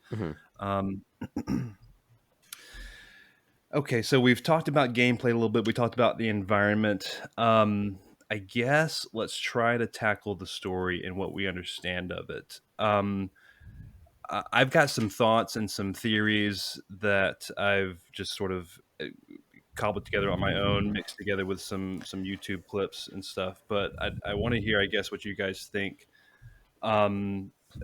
Josh Broccolo, let's start with you. What did you? I mean, when I finished the game, I felt like I understood like 20% of the story. Yeah. When it rolled credits, I'm like, my mouth's, I'm like, okay, that's it. Well, okay, all right. Let's internet time. Okay, so we've sort of, at this point in time, if anybody's still listening, I think we haven't really spoiled anything up to this point. So spoiler warnings, full bore. Like you have been forewarned, because at this point in time, like we are talking story, and it's about to get real weird.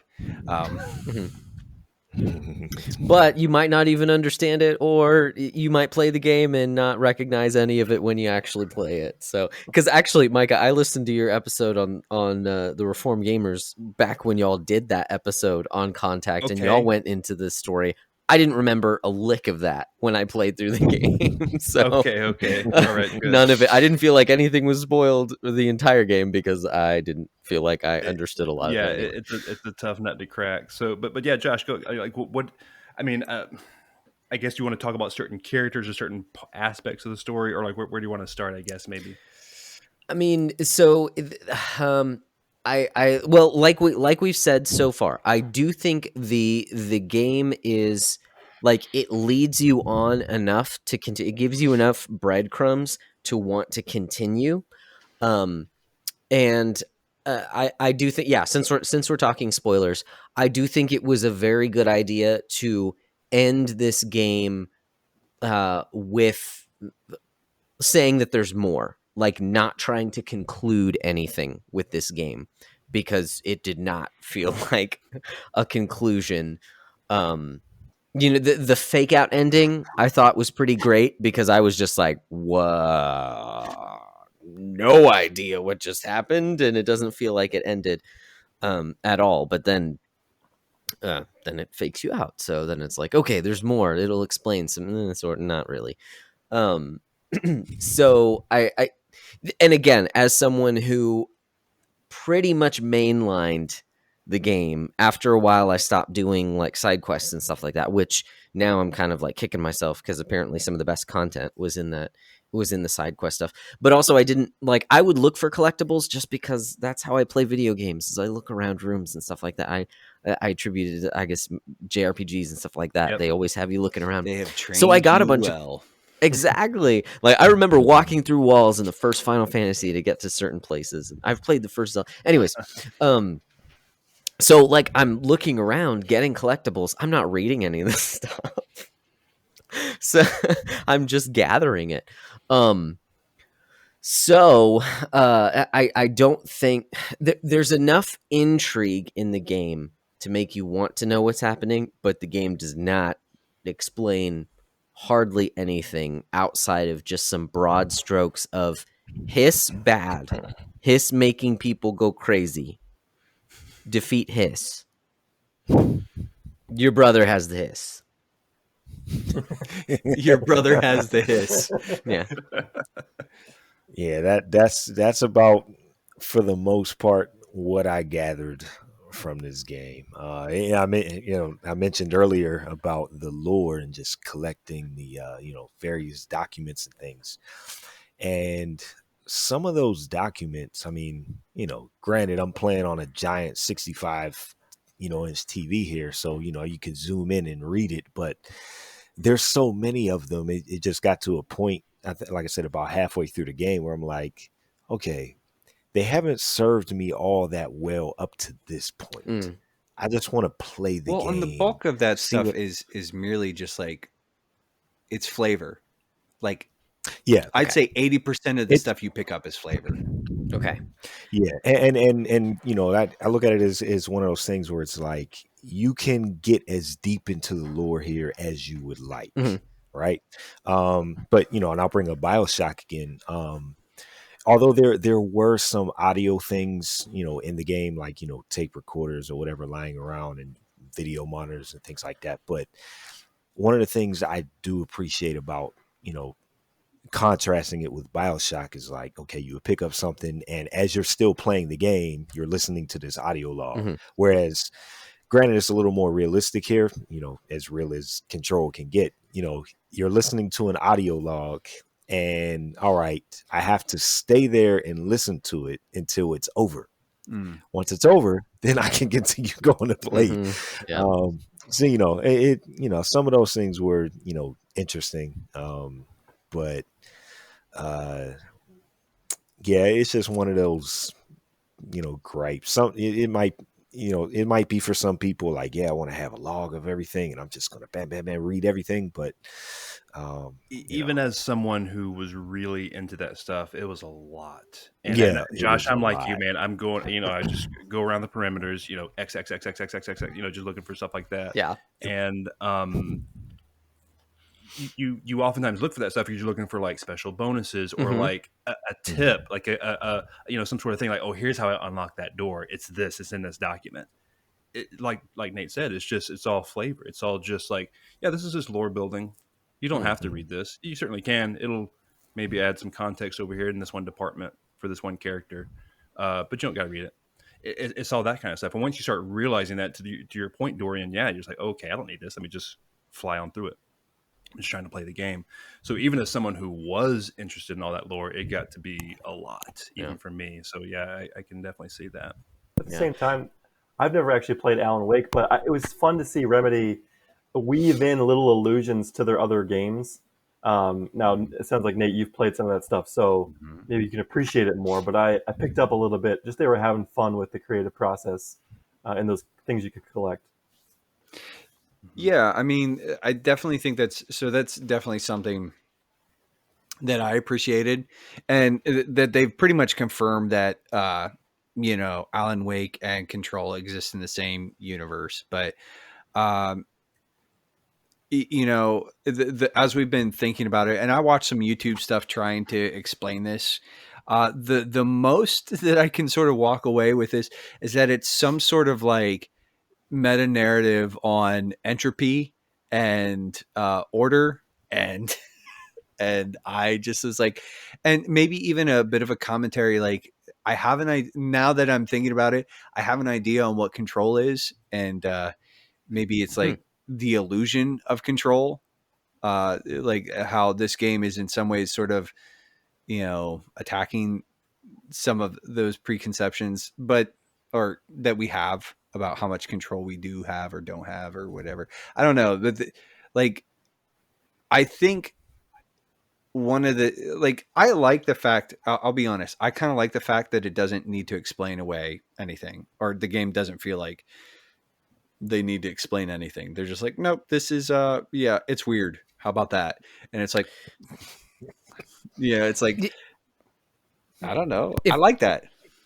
if I can make some comments here, is that one thing, as y'all were talking, I just have to reiterate, even all the flavor text, I think it helps to create this world, and the world itself is fantastic. Like, no matter whether or not the story is an amorphous blob that you get throughout the entire thing, like the actual like atmosphere of everything is top notch. So I don't want to take that away from it. While I could see the threads of like they are playing with interdimensional beings, and so you're not supposed to be able to understand them. I think that adds to atmosphere, takes away from story. And my only counterpoint to you don't have to understand the story is that the problem is that you run into characters who seem to know a lot more, who don't tell you anything, including Jessie herself. It seems like she is making connections, and she's constantly talking to herself. It seems like she's making connections and understanding what's going on without telling you, the player, why or what this is. And so you're led to go on these like what feel like wild goose chases because someone understands why you need this thing to do this thing and what you're attempting to accomplish, but it never gets translated to you as the player, and that's the issue that I have. Like, what's that, Jesse? I heard your thought, but what are you talking Right, about? what is the context in which you're actually having that? Like, I don't know. It feels like everyone else is in on it and you're not. So like, All am I you just need an to idiot? know as the player is go here. Mhm. Yeah. And like we said, I think the mechanics, and the combat and stuff like that carries you through. So it's not like you ever like get bored of things, or I never really got frustrated. I felt like it's going to explain it later, and it just kind of doesn't.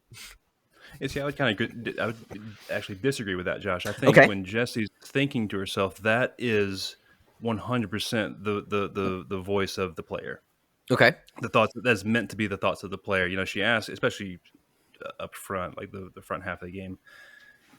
You know, she's like, should I tell her about it? She's talking about Emily. Like she's talking to Emily Hope's like, am I going to tell her about Dylan? Not yet. So like That's you're kind right. of in on it with her as an audience member. So I feel like they put those in so you can sort of level set with Jessie. Well, Mhm. and I It's like, think, okay, here's where she is. Go ahead. oh, and I was just going to say, I think a lot of times too, like, she doesn't even, like, she's kind of just a participant more often than not too, because she doesn't understand everything.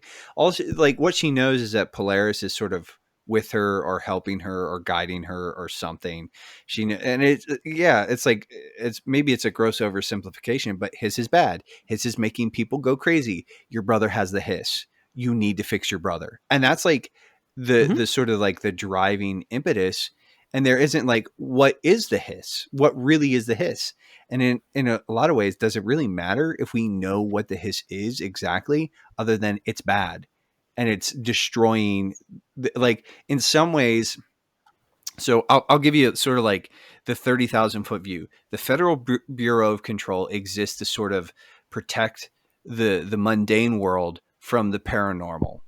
And it, in a lot of ways, I think this has like a lot more in common with like Lovecraft than it does something like the Twilight Zone, even though there's a healthy dose of the Twilight Zone or the X-Files in there. And that part of this is that they're constantly dealing with forces that are beyond them. The board is like the upside down, the inverted pyramid, the one that you come to know as the other later on. You know, you have the hiss. Like, there are these entities that in a lot of ways you can only understand in like, in a way, in a very sort of fragmented sort of comprehension. So it's like, I don't know. Like, I think there's nothing to know there, because it's, in a way, and this is going to sound like, maybe this is just me sort of like blowing smoke up my own rear end here, but it's like you don't know it because there's nothing, like you can't know it. Like and almost like sort of a Lovecraftian sort of attempt at sort of like the transcendental horror, the horror of the transcendental, or not transcendental, the horror of the other, the horror of like the supernatural. Like, What? go ahead. Oh, sorry, Nate. Interrupt you. I was going to think. I think the name control, or even the Federal Bureau control, is kind of ironic toward the end because you have, isn't it? Am I correct in thinking it's kind of a story of how things got out of control with this bureau, and they have to then begin exploiting Dylan and Jesse. Isn't that what happens? They begin realizing that maybe they have access to something or a new power or something they want to keep under wraps, and so they start exploiting Dylan, and they want to exploit Jesse, and so really it's a story of them losing control, and is it Jesse trying to regain control, and no one really has control of the situation, it seems like. So it's just funny because I actually work for the government, federal government too, and the amount of hierarchy Federal and employees unite. Yeah, I know. The amount of hierarchy and rules and procedures that we have that was displayed in this game through all the documents you go through, and how clearly no one has control over this thing. It's just hilarious to me. I just really enjoyed that part of the story. So. I mean, like, yeah, the fact that like even like it was weird to me. I was like, man, the bureaucracy. Nate, talk pretty someday. The bureaucracy is strong with the FBC. I was like, man, but yeah, I don't like. I think and so, like I'm very comfortable, especially knowing that there's going to be a sequel.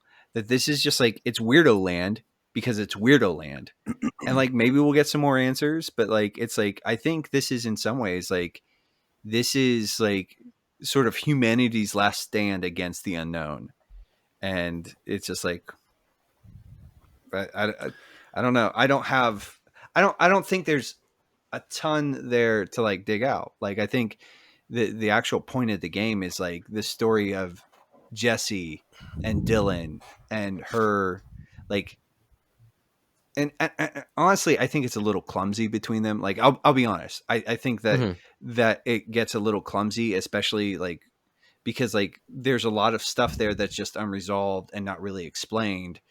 But I don't know. You'll probably be able to brought 'em switch up between them in earlier. the second one. You guys brought him up earlier, but the janitor Ati is probably the most important character in the game. Yeah. So this guy, I'm gonna zoom out a little bit and get like Remedy verse. So you have Alan Wake, obviously. I have not played that game, but I know some of the spoilers in it and stuff. I won't go into it there, but he has a discovery about a body of water being an ocean, and Ati, and you know, Remedy is a Finnish ocean game god. developer. Yeah, so Ati is the Finnish god of the oceans or the depths or whatever. And if you remember in Control, Jesse flips the light switch and goes to the Ocean View Motel, which has all these doors that some you can get into and some you cannot get into. And essentially, Ati is the janitor of all of the multiverses, and the Ocean View Motel is the hub through which you access all of them. Control is one, Alan Wake is one. There will be others once they produce more games. And he basically along with Polaris, who is just think of it as the inverse of the Hiss. The Bureau has harnessed Polaris a little bit as far as like they had those HRAs, those Hedron resonance amplifiers. Those basically amplified Polaris's wavelengths so that it would protect them against the Hiss's wavelengths. And so anyway, Adi along with Polaris basically summoned Jesse to the Bureau. It's like, hey, it's time for you to come because stuff's going down. Zachariah Trench put the slide projector back on and opened up this door to let the Hiss in. And they're talking about like the thing about the Hiss is like when they take over your mind, it's just like you come up to their level and you're like zombified. Polaris, the connection that she has with someone she had with Dr. Darling as well as Jesse, is that it's more of like, let me meet you in the middle. So I don't drive you crazy. You don't go nuts. You don't go insane. Although Darling kind of did. you have more of a harmonious wavelength there going on with Polaris. Jesse does. So you're summoned to the Federal Bureau of Control to take over as the director and basically help Ati with this one universe that he's having to clean up. Like when you first start the game and he gives you these kind of mundane tasks, you're cleaning out, like you said, Nate, the mold out of the pipes, like an interdimensional force. It's not just like, yeah, go clean the pipes. It's like, no, clean out this interdimensional force out of the pipes. And so now that it's sort of like a test, he's seeing if you're able to do it. And once by the end of the game, you establish that, yeah, you can do it. He's like, I'm out. I'm going on vacation. Mm-hmm. Thanks. So that's one of the reasons why you're brought there, is just like Adi's like, I want a vacation. I'm tired of cleaning up all this junk and it's getting out of control. And I think it's something to note that's interesting about Ati is you go and interview for, like, he brings you in. He's like, oh, you're here for the interview. And he takes you to the director's office. But then when you run into him again, he calls you his assistant. But you're at that point in time, Jesse is the director of the Federal Bureau of Control. So it's saying that the director is Ati's assistant. Like, there's like you have to do some jumping there. But like, I think too, it's like, one of the videos, I watched some videos and I was like, but it talks about sort of entropy and order. And in order to combat entropy, like the second law of thermodynamics is basic. You know what? No, I'm not going to go there. But entropy, I'm not doing it. I'm not. That's probably wise. Because one, I'm probably not going to do it right. But entropy, according to the laws of thermodynamics, entropy is always present. Entropy is always working at sort of basically tearing down. That's why elements, that's why iron rusts. That's entropic force. And so you in order to reverse entropy, it actually requires energy or work to be done. And so it's like, when you think about it, like there are lots of jobs like garbage men or agents of order, or the term that I saw was negentropy or negative entropy, like basically. So it's like, yeah, Ati's coming in and like he's basically cleaning up this universe, like sort of like he's a cosmic janitor. At least that's how it seems. I mean, that, or he's just like a really weird Finnish dude. Yeah, Nate, it sounds like we saw some of the same material, and I'm going to shout it out. Gaming University is the YouTube channel that has a lot of this stuff that I was researching with.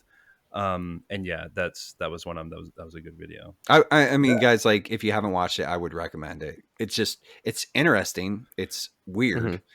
And well, I just want to give credit where it was due, because we are taking a lot of thoughts from that. And yeah, I just wanted to give the right citation there for Gaming University over on YouTube. So Amazing Josh was going to say something real quick, Micah. Yeah. So sorry, go ahead. No, yeah, I was going to say, just I think from a Christian perspective, I think one of the most satisfying points of the game, I think Dorian, you pointed this out earlier, was when you go and you cleanse places, you're bringing order out of chaos, out of disorder. There is something really resonant for me as a believer, just thinking this is what God is doing in the world. And as Jesse, you're going into this place that's very dysfunctional, disordered, and you're bringing back some control. You're bringing back some order to this place. I enjoyed that part. Even though I didn't understand the story fully, I appreciated that sense of we're bringing this place into where it needs to be, better than it really was. Mm-hmm. Yeah. That's cool. Yeah. That's a good point. Yeah, I was sitting there thinking before we started recording, I'm just like, this game in my mind, aside from the simple hiss bad, and destroy hiss type thing, I'm sitting there thinking like, what kind of, I'm sure there's a bunch of things here you can over spiritualize. I'm sure there are, but I'm thinking like, Polaris, not really like the Holy Spirit, but sort of, but not really, but kind of. Yeah, I'm just like, you know what? I'm not going to think too hard about this one. Yeah. Yeah. Well, any time you go to sort of like try and describe the Holy Spirit or like any member of the Trinity, there's always it's real Yeah. easy to like just like say, "Oh, I've just stepped in a whole pile of heresy." So like it's Yeah. like but I would say like a spiritual thing is like whereas Jesse is sort of bringing like a spiritual truth that maybe you can and I don't think you necessarily need to always have like stuff like this, but what I was thinking about is like how Jesse brings order to the different control points throughout the FBC, right? And in a way, you know, these are sort of like beacons, little like beacons of order. And yes, ultimately God is sort of working to restore creation.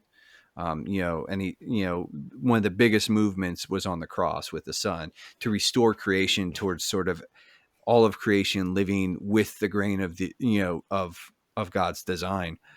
But I think in some ways, like as believers, we are called to sort of be little like beacons, little, the city on a hill, the lamp, on a lampstand kind of thing. But it's like and it's not to say that we're supposed to be sort of like perfectly ordered, but like we are so like little anchoring points for the kingdom in a way like that. And so I think there's similarities like Jesse, like we're not like psychically rearranging the world around us, but it's like we do I think that like for believers there is that sort of like we do sort of represent sort of bastions of order, of negentropy, to Yeah, yeah, yeah. And I think, just as we're talking about this, I remember,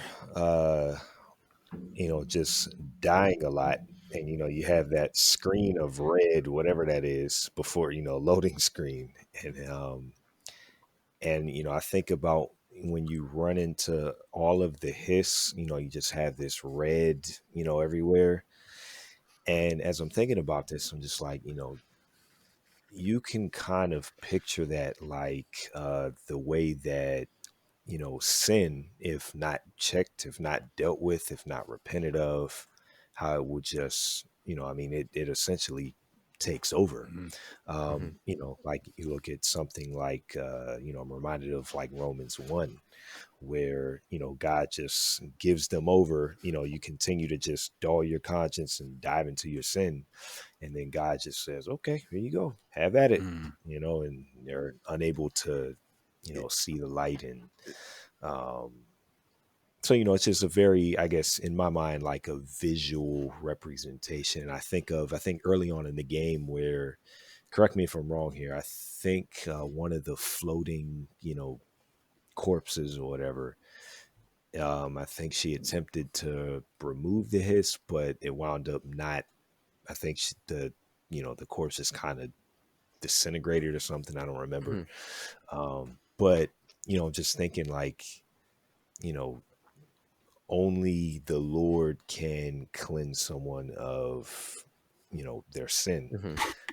So it's just a Mm. very kind of a visual in my mind to, yeah, I think very visually, Yeah. when I was, and it just even, talking to people about the gospel, I try to help people to understand, like, paint pictures for them, give them analogies, like, hey, listen, I mean, you want justice, right? Or I'm sorry, God's justice. I mean, when you look at the news, you see somebody who's a criminal, you want justice, right? Well, God's, same way, think of it, Uh-huh. just try to make it real for people. So, Yeah.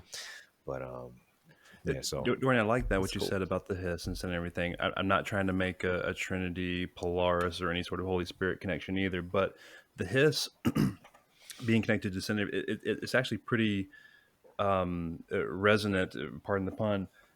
With kind of the themes and what they were going for with the hiss, and there again, the hiss is this like it puts off this. It's all based on like think like audio frequencies, the Polaris and Yeah. the hiss. That's kind of what they base off on. That's sort of the entities, or the wavelengths in which they exist. And the hiss frequency, quote unquote, is one that's like, hey, you must you must accept my frequency, or else there's nothing else. Like, there's nothing I'm going to do. You're going to be like I am. You're going to be And on the flip subsumed. side, yeah, and on the flip side, Polaris was more of a harmonious, consonant sort of wavelength where it blends with you, and so yeah, the hiss is like kind of that. Yeah, it will consume you. It wants all of you. You know, well, like Christ does, obviously, but sin, yeah, it can't compromise with that. It will consume all of you if you let it. So I do like kind of that analogy of the hiss and sin. But yeah, that's all I had. Yeah, almost like an intrusion versus, as Christians, like we were actually, we realized that we were created to worship God. Like we were from the beginning, we were to be image bearers of God. That was our very purpose. And so like when we are restored back to that, it's actually in harmony with who we were created to be. Like following God is actually what we were created to do, as opposed to the intrusion of sin that completely takes over. Yeah, that's pretty cool. I've got another one, but if this is a bridge too far, feel free to be like, okay, you're an idiot, just stop that. But so I've watched a little bit of the crazy YouTube theories and stuff, getting some more explanation, and I didn't realize how important that Ati was playing the game. And now, and as you look more into it, it seems that he has a lot more. He's a lot more powerful than he lets on during the game, and the way that he leads you or leads Jesse in the game. Again, stepping on, maybe wading off into some waters here. So hold me back if I'm going into heresy. But I think often the way that God, the way that he frames your life as a Christian is that you are no longer the main character in the story, right? You become a part of his grand narrative, and often you don't know why you don't know the reason that he's called you to certain things or to do certain things, and there's so much more purpose in that we won't even recognize this side of heaven. And I kind of felt that a little bit as Jesse is like, what you're having me do, like these stupid mundane things.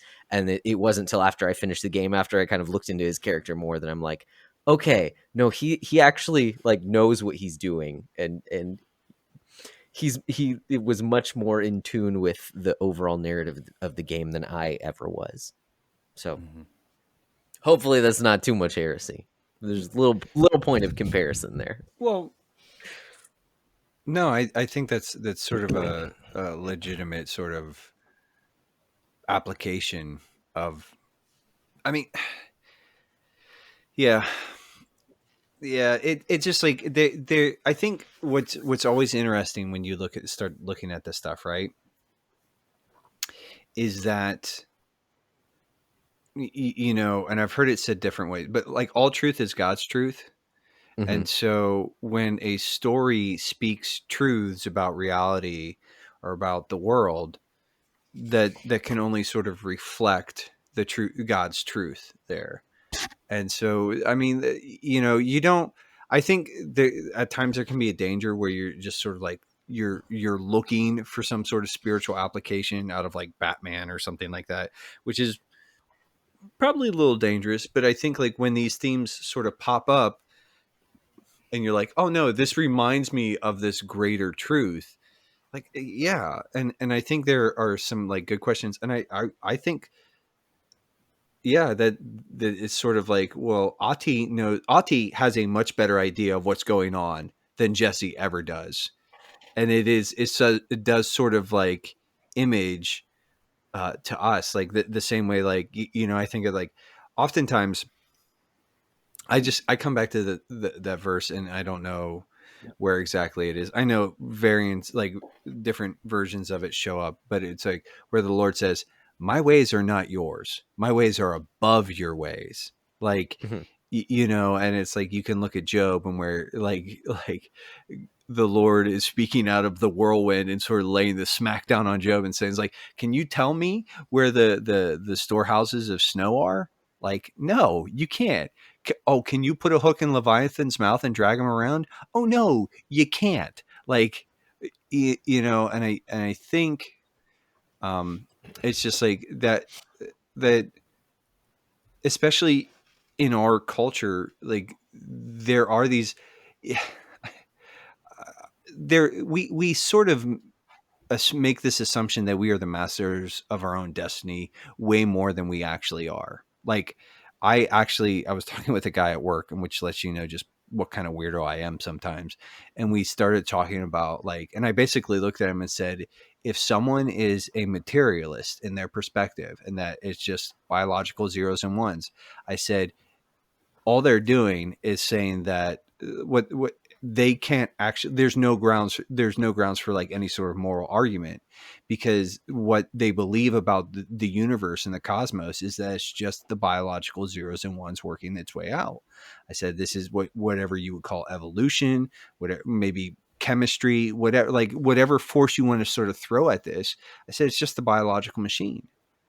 And I said, like, the only way morality makes any sort of sense, like legitimately, philosophically, is if there is some sort of ultimate authority that decrees what is right and what is moral and what is good. And I said, as a materialist, like, but anyways, I don't know where I was going with that, but it's like, I'm a weirdo and I like talking about these things.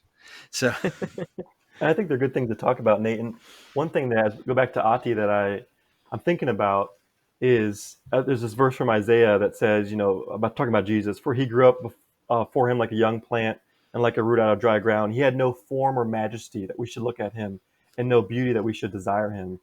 And I think that's true of Ati in the story.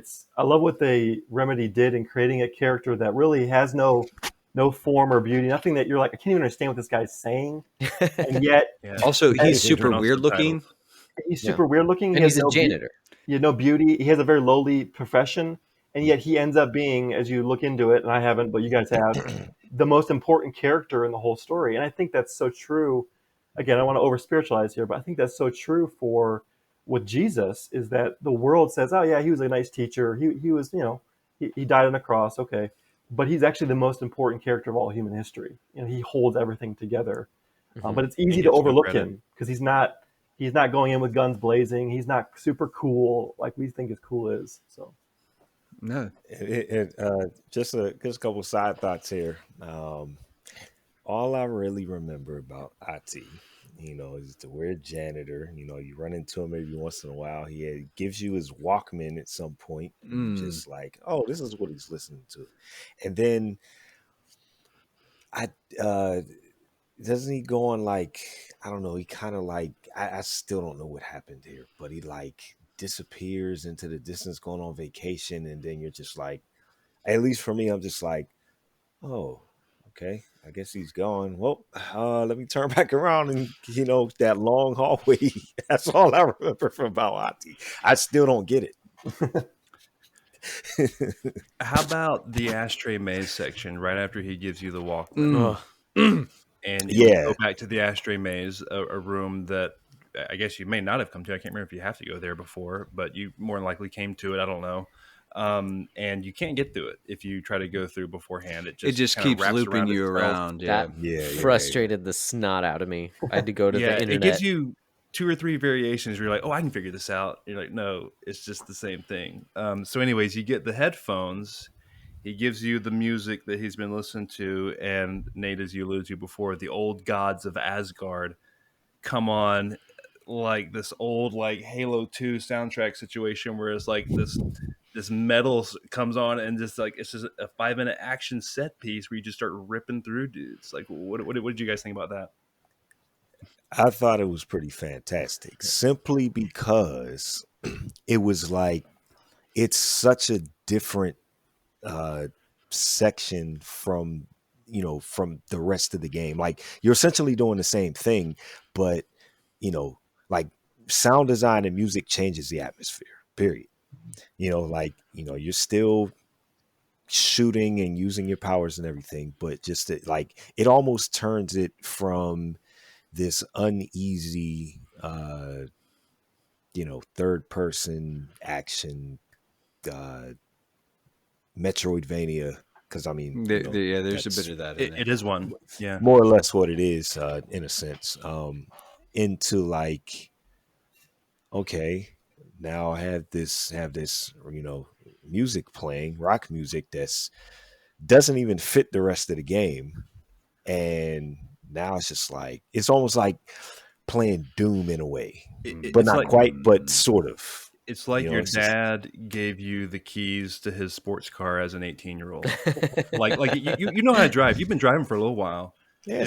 and but now you're good at it, and he's like, here, go have fun. Yeah. Yep, And go it's like shoot the him up. game is like, here, go have fun. Dude, that I'll be honest, the ashtray maze, like, so cool part, and I could be totally wrong on this, but cool part of the AWE DLC, you can unlock these 2 objects of power, Shoom and Shoom 2, and Shoom 2 actually lets you go back through the ashtray maze again, which to me, I'm like, I'm actually thinking about it now, and I'm like, I actually pulled control off of my hard drive, and I'm like, dang it, I want to go back, I want to go back. But like, honestly, that's like the best stinking set piece in the game, and it's like, there's a part of me that like wants more of that. Like, I wish there was more of that throughout the entire game. But I think like the reason it is so punchy and so good is because it shows up that one time.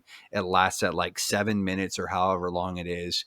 And like, dude, like the whole, like the floors, just like chunks of the floor shooting out and like platforms popping up and dropping out. I was like, oh, this is rad. Like, and then, yeah, it's just cool. It's yeah, so rad. So cool. Yeah.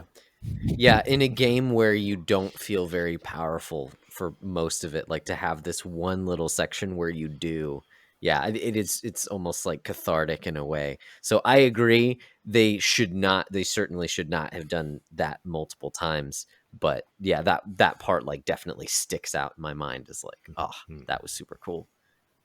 Amazing, Josh. You're being quiet over there.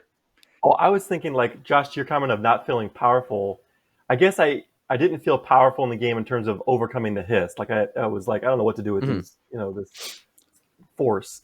But I did feel powerful, like, in terms of the mechanics with the launch abilities. Like, the game actually wasn't as challenging as I was anticipating it going to be. Just because if you just level up launch and maybe try a few other things, I mean, it's not that hard to play. I'm not even very good at these games, so I was kind of surprised that I wasn't dying as much as I probably could have been. But wait, amazing, Josh.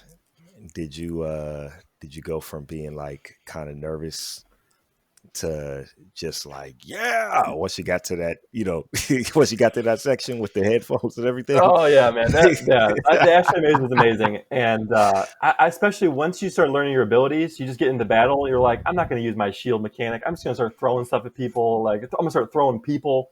Yeah, so it's like that. It's like that moment in Home Alone where it's like, I'm not afraid anymore. Yeah, man. To me, that is the ultimate distillation of the entire game. Yeah, the music doesn't fit with the rest of it, but it's the environment, all the weirdness, the geography, everything, or the geometry. Excuse me. It's all the gameplay, the action, gunplay, launch, all that stuff. Mixed with kind of this weird set piece, the Ashtray Maze, that has been stumping you, and you kind of get past it. It's just a great culmination. It's right before you go kind of finish the game and kind of do the last stint. It's like, here, go have fun. Like I said, sort of the analogy with the dad giving you the keys to the car. But it just feels like a perfect distillation of what they wanted to achieve. It's like, here, this is the one sandbox where it's like, this is all your powers, all of our kind of art design and thought of the world kind of going into this one section, and just go have fun for a few minutes while this awesome song plays in the background. No, I'm curious to know, like, that section was fun and empowering, but the end, like the final bosses, not the last thing, but like those different platforms you had to go on and defeat, I found those to be a little bit challenging or frustrating at times, but maybe that's just me. Yeah, they were. There's some challenging parts for sure, depending on what you leveled up and what kind of gun you're using and stuff like that. But yeah, I thought it had a good level of challenge on it, especially Trying to do some of those side bosses that are optional. You don't have to do. Some of those are really tough.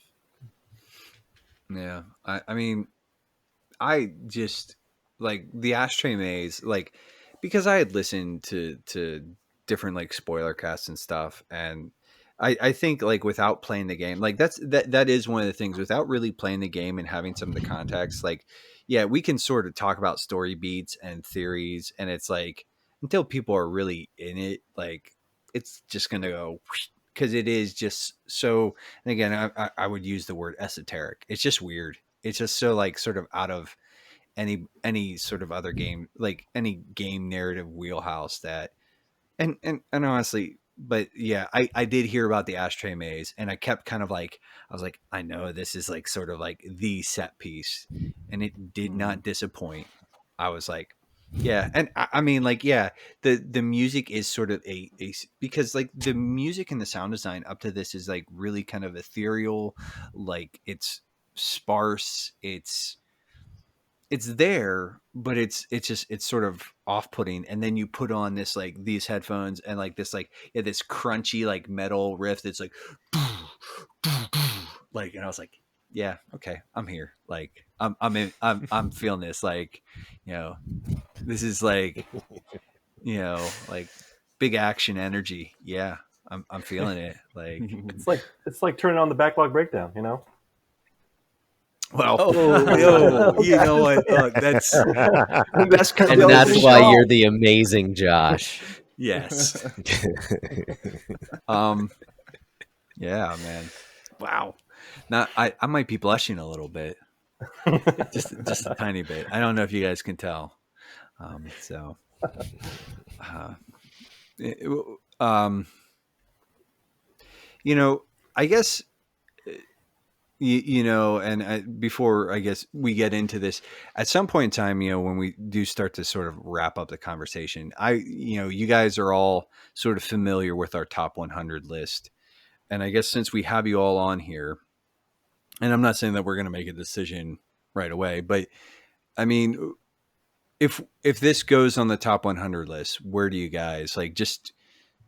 And I guess we don't have the list in front of us, but where do you think it would go? Like top 50, bottom 50?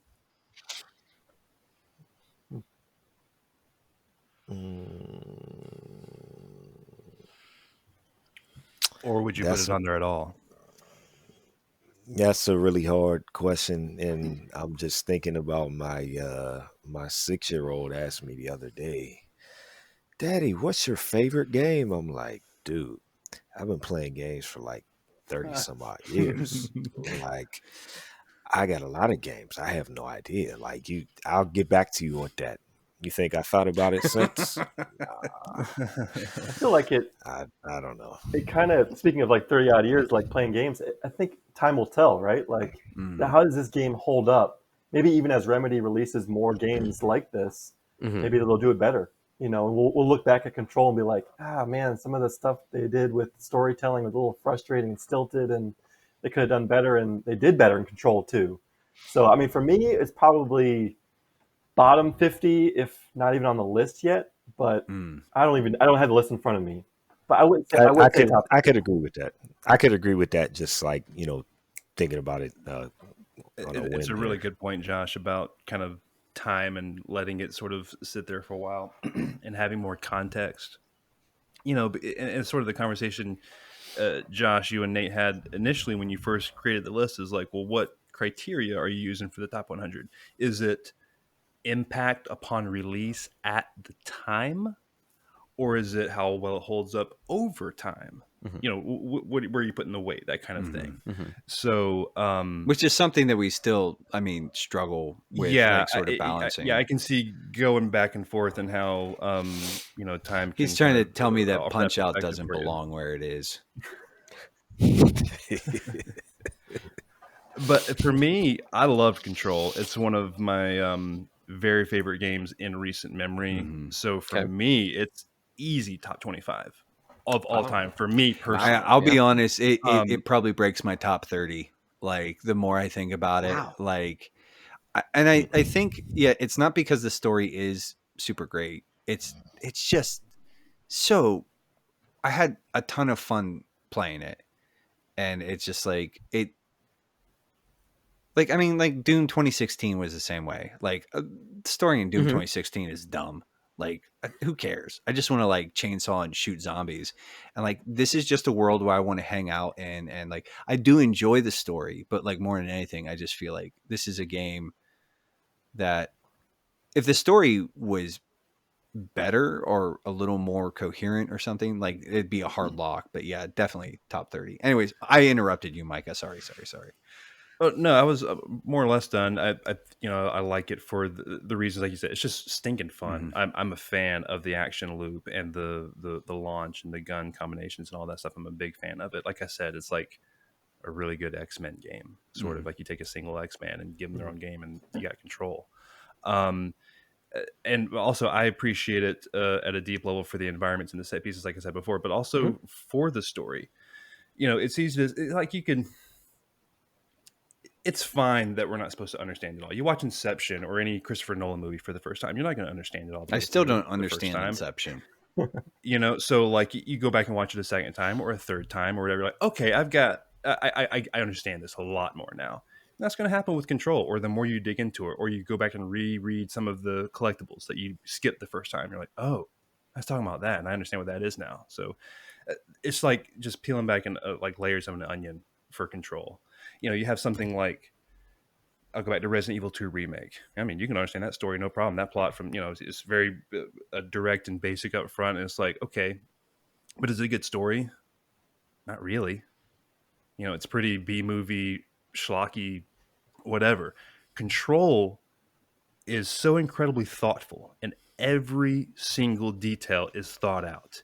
And there is a reason for it. There is probably a scientific property behind it, behind why it is that way in the story.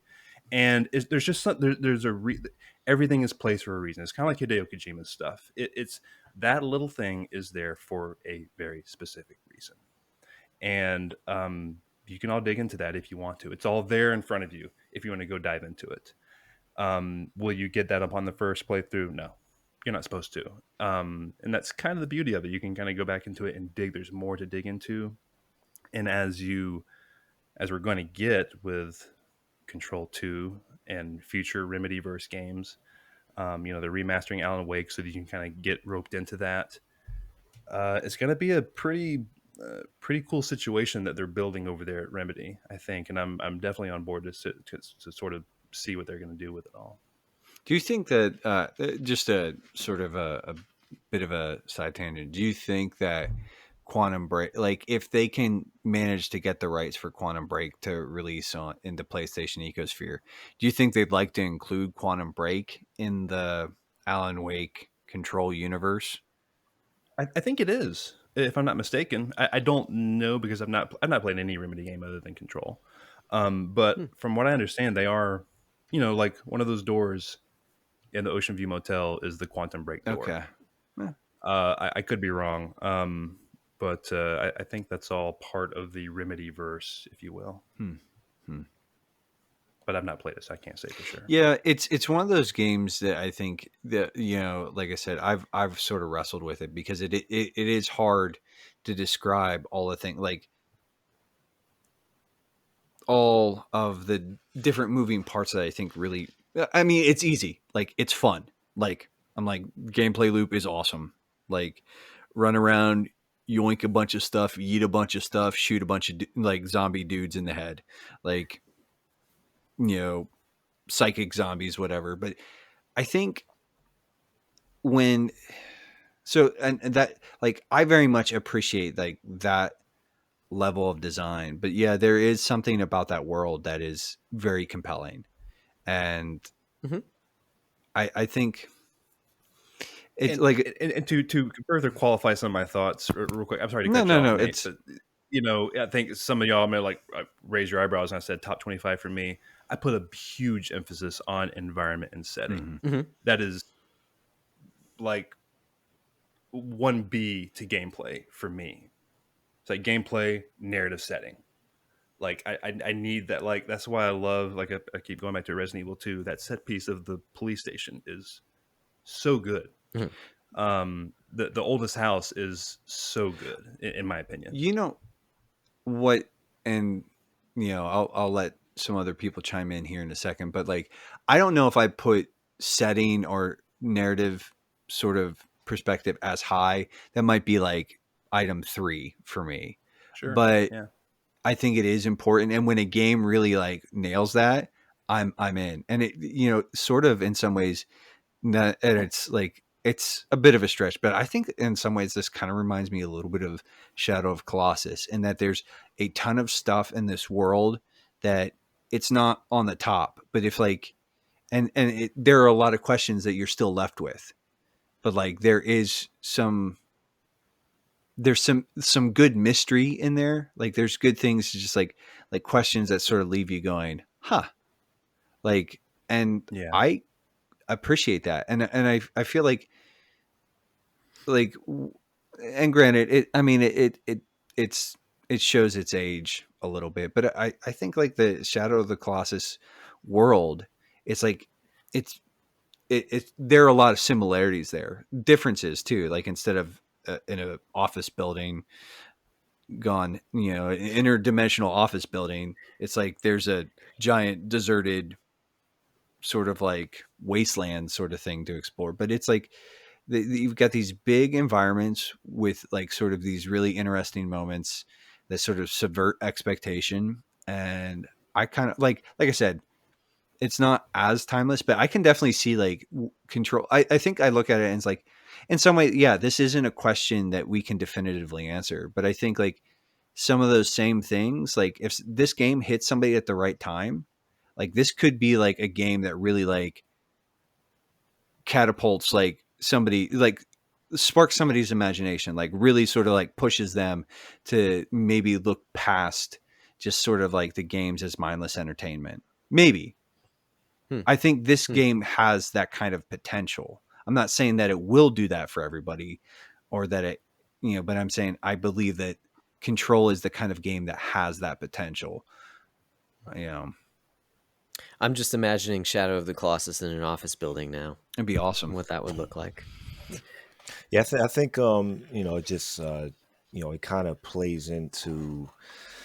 So you have Control, right? It's essentially a third person action shooter genre, or shooter Metroidvania kind of. You know, I don't know what actually sticks out more, but so you have that, the fun factor in that, and then you have the aesthetic and the environment, right? I think with Control, um, they work really well together, and I thought of that because I'm thinking about something like Metroid Prime, right? So it didn't sell a whole lot, and there's a lot of people who haven't played it. But I remember when that game came out, and then one of the reasons it stuck out to me, or I still remember it to this day, is because the gameplay, of course, is the first person shooter adventure, type, metro platforming, that sort of thing. But because of the environment and the aesthetic that made you feel isolated and alone and trying to figure out this puzzle, that puzzle, and shoot these space prizes and all that kind of stuff, it all worked hand in hand. For some reason, the combination, the marriage of those things makes it stick out for me, as one of my top games ever. So Control can probably do that for somebody, maybe. Um, I'd have to give it more time for me because, like, I guess, does it kind of stick out in your memory? Would you go back to it, type thing? 5-6 years from now, like, oh yeah, Control, man, I remember that. Like, I still remember it's still fresh, not fresh, but um, it sticks out. Like you were saying, Amazing Josh, like how it'll, whether or not it stands the test of time, type thing. So Yeah.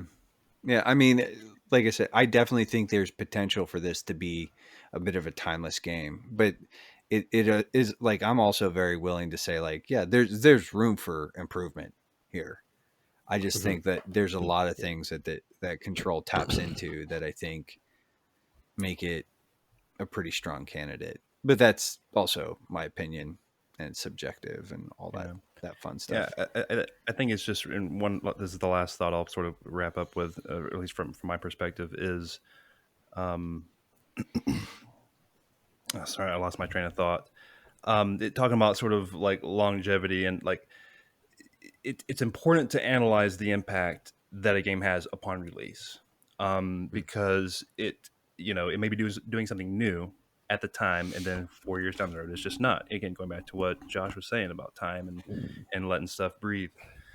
But you do need to take that into account. I think you do need to take into account that the impact that it had on the genre or on the medium, or how it pushed things forward for that particular genre, for example. You do have to take that into account. And yeah, Control 3 is probably going to be way, way, way better than Control 1. Of course, it's going to have, more bells and whistles. It's going to look better. It's going to run better. They're going to learn from their gameplay mechanic mistakes and stuff like that they did in the first games. That's just how games work. In movies, it's the opposite. Usually the sequels are worse, but for games, it's like sequels get better and better and better. So like it's always yeah, Uncharted 3 is better than Uncharted 1. Well, duh. But what impact did Uncharted 1 have on the industry that Uncharted 3 failed to achieve? That needs to be weighed and encapsulated in time, I think, to sort of make its case for a list like this. You got to hold that impact that it had at the time, and then compare it with how long how long of legs does it have. So Micah, on that Yeah. point, like if you could distill it down, what would you say is Control's contribution that makes it? I'm not arguing that it's a bad game. I'm just saying, like, No, what would you say is it rises above to be in your top 25 list? What is it about it that does that? that's a fantastic point, and I kind of thought one of y'all might like bring that up, because I started thinking about it. I was like, well, what really is it? The gameplay, like the gunplay? No, it's not that. That's been done before. Is it the audio design? Well, not necessarily. It's good. That's been done before. I think for me, and again, I put a huge weight and emphasis on this. It is the oldest house. It is the setting. It is the lore. That hasn't been done to this degree in a video game.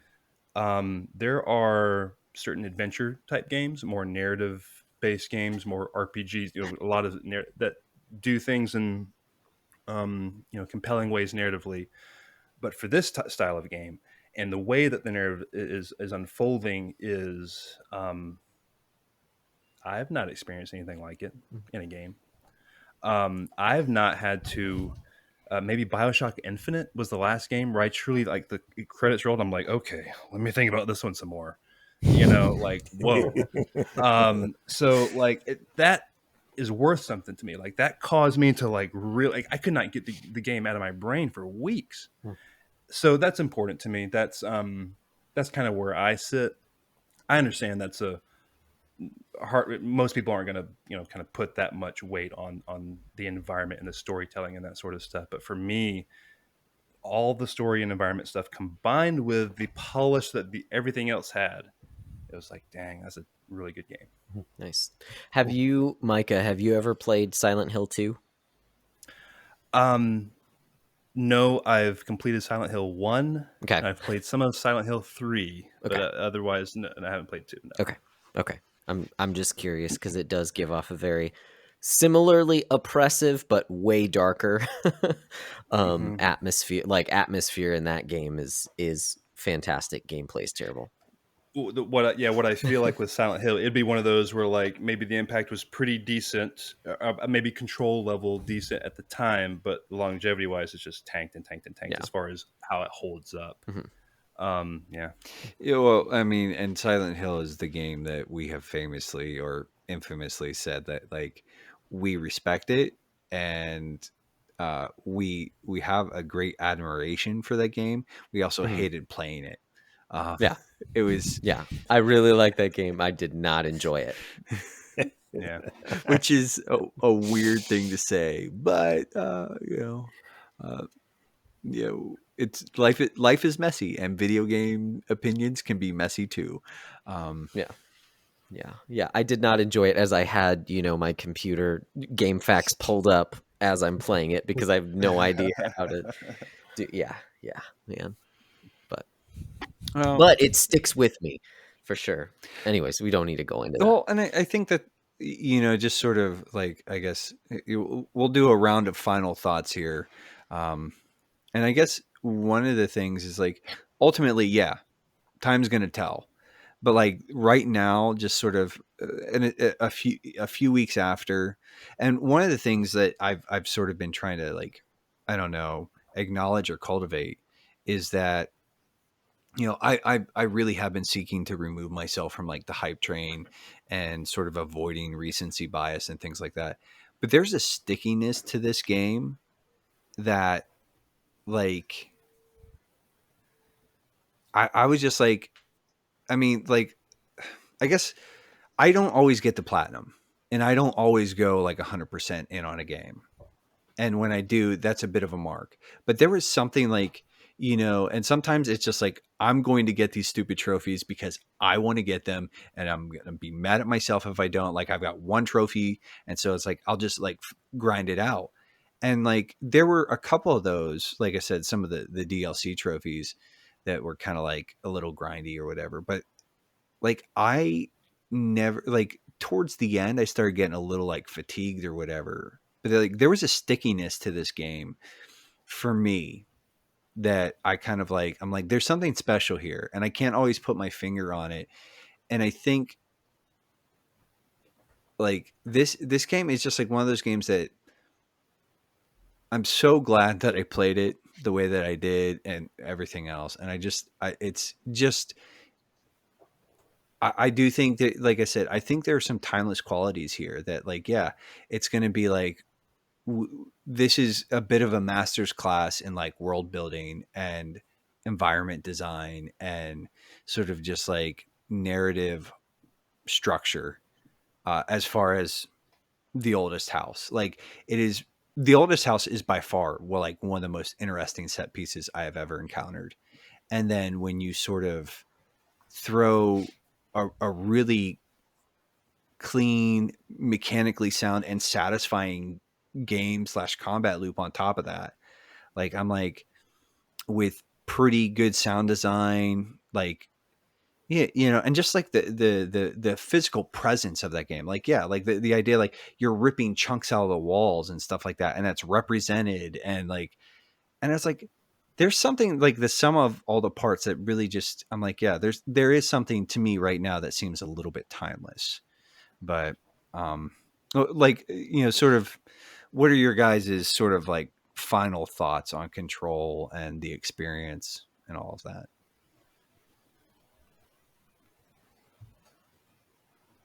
Control. You have no control. But the remedy is Jesus Christ. Oh, Nice drop. He went there. So like, bad puns to a Jesus juke. nice. And I mean, like, Nice. I respect it. I respect it. And roll the outro music. Just like, we're done. We're done. I probably should have went last, but whatever. It's cool. I wanted to get that out the way. That was good. My final thoughts on the game are, I mean, to put it in a single word, I mean, it's weird, but it's fun. It's fun and it's weird. You know, I would recommend it definitely. It's you. Most people, I think, will walk away kind of similarly, like, oh yeah, I think I understood, maybe 20% of it or something by the end of the game, but it was a good ride, yeah,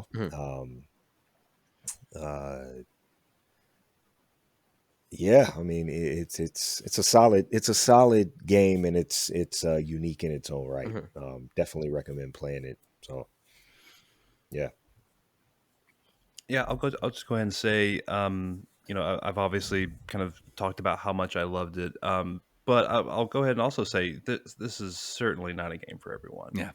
It's the themes, the overall story and everything. It's just very. I mean, it's in that sort of weird fiction genre. It's just odd. It's just weird, and it's just not for everyone. It just isn't.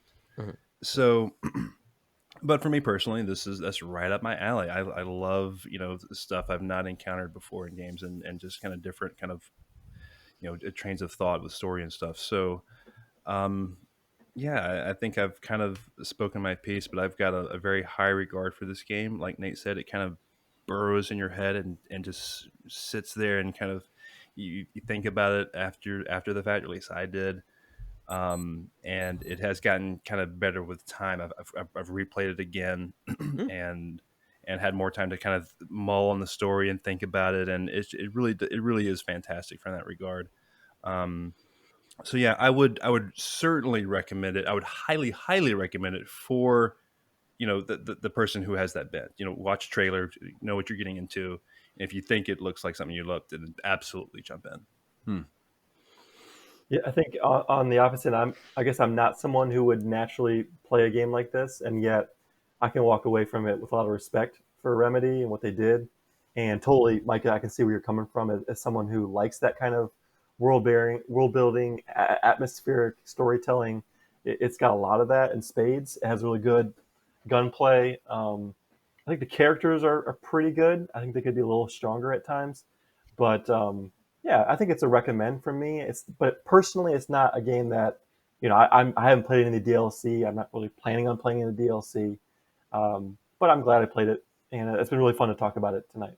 Yeah, good. Yeah, I was kind of actually I was queuing up to just sort of ask you, Amazing Josh, because like you mentioned, this is not sort of your wheelhouse, and it's good to hear that you at least walked away with.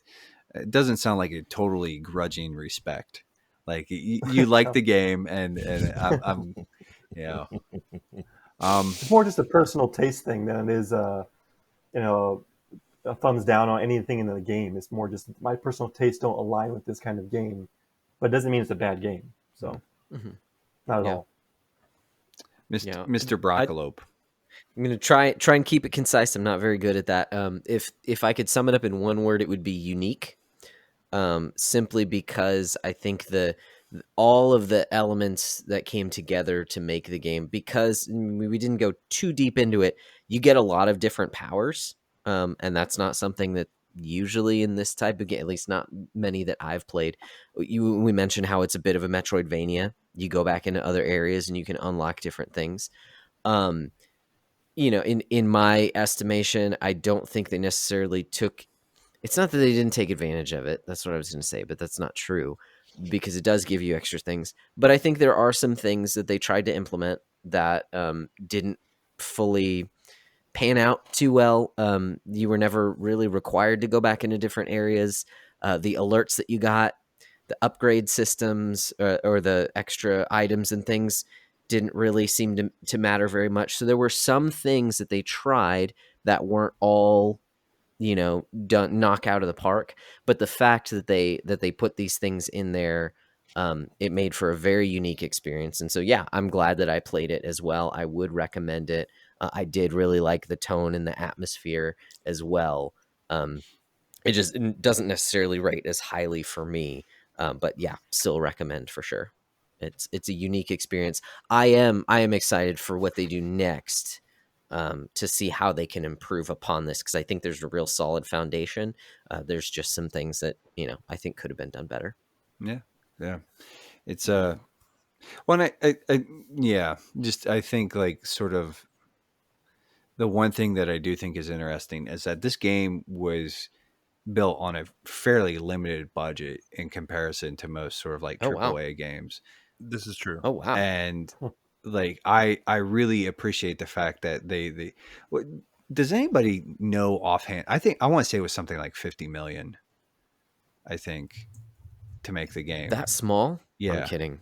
Yeah, 50. that's I don't know that's what small. typical In budgets are. comparison I just to you like said a small and 50 million. to Oh, like a game like some of the budgets again. And I'm not even sure it was right. that Right. high. It could be. But the Mhm. like like some of the AAA Sony stuff like 250,000 or not thousand, but $250 million kind of levels of stuff. Well, just to, I think I've got something up on Google real quick, just to give you some context. A big, huge AAA, like exclusive, like something like a Spider-Man or a God of War would be like 200 plus $1 million, Okay. 200 to $300 million. Apparently, Control costs $30 million to make. Wow. Wow, that's impressive. Yeah. And it's because they do nail a lot. Like the graphics are really good to the point that like my PC couldn't run it very high if I wanted solid frame rates. Like, and you were talking about, Micah, all the detail that's put into the game. I'm surprised that they were able to do all that on a small. That's really, kind of the stuff that usually gets, that it last. kind of is a technical tour de force. I don't Yeah. know if it still is in 2021, late 2021 here, but if you got a beefy PC, man, crank those settings up. You're going to be in for a treat for sure. yeah. Yeah, I can't do any ray tracing. Sorry, guys, but It's okay. Don't worry about the ray tracing. It's all about 60 frames. Yes, yes. This is the game and that's what I did. that sold me on 60 frames. Like I was like, oh yeah, this actually makes a serious difference. Yeah, I that's the problem with these new gen consoles. It's really They hard to go spoiled you. back. Yes. It did. I originally played it on PS4 Pro, not base PS4, and it was struggle bus. It was huge struggle bus. Oh man. And on PS5, man, this is clean 60. It was so smooth, with some of the bells and whistles. So yeah. Yeah, I think I was playing on like medium, either low or medium settings, just overall, just so that I could get over. It was between 60 to 80. Sometimes it would never stay anywhere too high. Yeah. Well, guys, I think it sort of seems like we've pretty much wound down, and I mean that's obvious because I did ask everybody for their closing thoughts. I'm really good at being. I don't know, man. We only talked 2 hours. What's going on here? Only 2 hours, but I mean only 2 hours on the game.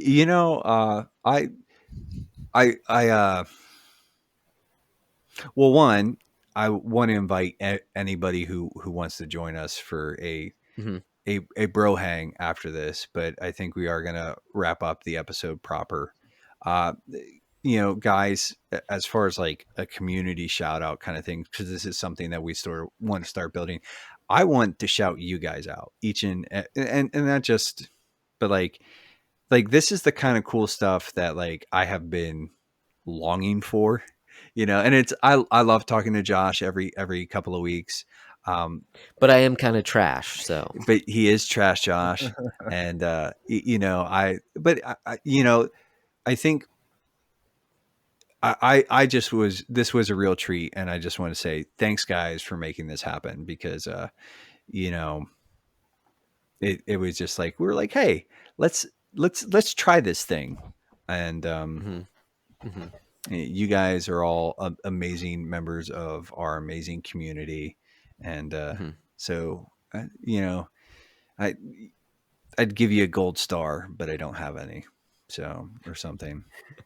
I wanted to say thanks, guys. Thanks so much for hopping on the mics with us. And thank you. Oh, thank you. Yeah, it was great. Thank you. And anytime. So, Josh, it's time for us to start rattling off the details. But before we do that, and I know you guys sort of mentioned this before, but why don't we just, tell us if you want to be found on the internet. If not, that's okay too. But Micah, your details, and then Dorian, and then Amazing Josh. Yeah, I'm at Doug's Vest on pretty much Twitter would be the only like real place of substance that I post anything kind of video game related. I am in Discord. Some used to be a good bit more here lately. It's been very spotty. But yeah, I'll be in the Facebook groups as well, over in the Backlog Breakdown Facebook group and the Reformed Gamers Facebook group. But yeah, whether it's the GG app, PSN, Twitter, it's Doug's Vest, DOUGSVEST. Dorian. Well, I'm not these days. I'm not big on spending time. I don't spend a lot of time on social media, but I am on Discord. I am on Xbox, and I am on PSN and the GG app. All at DPT Basement with 2 S's. So DPT BASSMENT. You can find me on there. Yeah. So Amazing Josh. Yeah, Amazed by Grace, 86. I'm mainly on Discord. I'm on Facebook, but I don't really go on there much. But GT app as well. And then I also have an infrequently posted blog, Oh, nice. Keep Thinking 1986. If you type that into Google, you'll find it's a WordPress. Just kind of reflections on games, movies, books, things like that. So Sweet. That's awesome. That's like right up our alley. Mm. So yeah, if you didn't pick up from these guys' information, we have a Discord, and we'd love for you to join and come hang out. Especially we talked about at the beginning of this episode how Nate threw out some suggestions for some games we wanted to do this thing, and so it kind of started there in the Discord. I think it was thrown out in the Facebook group as well. But a link for that Discord will be in the description of this episode, along with these dudes' handles if you want to reach out to them. Of course, you can always reach out to us a number of different ways. On Twitter, our handle's at @BBDownCast. You can email us, thebacklogBreakdown@gmail.com. And then the hashtag Backlog Book Club on Facebook. And then if you want to get personal, I generally on the internet go by Broccolope, which is BROCCOLOPE. And Nate goes by Nate_McKeever. Yeah, man. All over the place. And if I could give one final shout out before we finish, I'm going to shout this one out to Logan Sharp. We had him a couple episodes on a couple episodes ago. He was on. He actually throughout. This was months ago. I think it was a Humble Bundle or something like that. He said he already had this game and asked if anybody wanted it, and I was able to pick it up from him, and that's how I got a copy of Control Ultimate Edition on PC. That was because of that dude. So. Shout out to you, good sir. Shout out to Logan. Well, gentlemen, we came here tonight to discuss Control. We have discussed Control. I don't think any of us really has any better of a grasp on what Control is about, really. But you know what? I think a good time was had by all. And I think all that being said, Josh, until next time. Guys, keep beating down your backlogs, and we'll keep breaking down the benefits. Indeed. Totally cut you off there. I'm sorry. No. Fail. See, it would have been great to end on. And remember, you have no control. You have no control. You could throw that in as a bit of an outtake right at the very end, Josh. That's awesome. Yeah. Oh, man. Yeah. So, and I guess, amazing, Josh, you've heard about the bro hangs before. We're going to, if you, and again, Dorian, Micah, amazing, Josh, you guys are more than welcome to join us. But we're just going to sort of take a few minutes here, and we probably won't go super long. We say that, and then, but just take a few minutes to just sort of catch up, talk about whatever. This is a little more off topic kind of stuff. So, but I think maybe we should pause it for a minute here, give everybody an opportunity. If you guys just want to bounce, you can bounce, or just be back here in a couple minutes. And we'll just sort of chit chat for a minute. So I think I've got to bounce actually tonight. Okay. I normally would stay. Cool. But, Lame. But yeah, I've got to hit the hay tonight. You're you were keeping us on track the whole time too. You had it down. Yeah, man. dude. It was awesome. It's just because I've researched this game to death. And Okay. I felt like I was the authority of the five of us. Oh, and that's, yes, for sure. that was appreciated, because I'm just I'm thinking to myself, without some sort of structure, I'm going to be all over the place with this game. Well, when Micah expressed an interest in sort of joining us, I was like, oh, cool. Yes. He will be there. It's I loved how I had 3 pages of Dang. notes, and I didn't even get through most of them, theories and random stories. Oh, stuff yeah. that would have been cool. Yeah. It's just too much for the conversation. There was one point in the conversation where, Micah, you started breaking down Ati's role in the multiverse and stuff. And I was like, okay, he's just explaining the game to us. This is perfect. Oh yeah, I didn't want to just have an exposition dump, but I'm we got to dig deeper than what we're doing right now. Yeah. Yeah, and I hope it didn't feel like a curveball there at the very end at some of my issues with the game or things like that we like just didn't get into.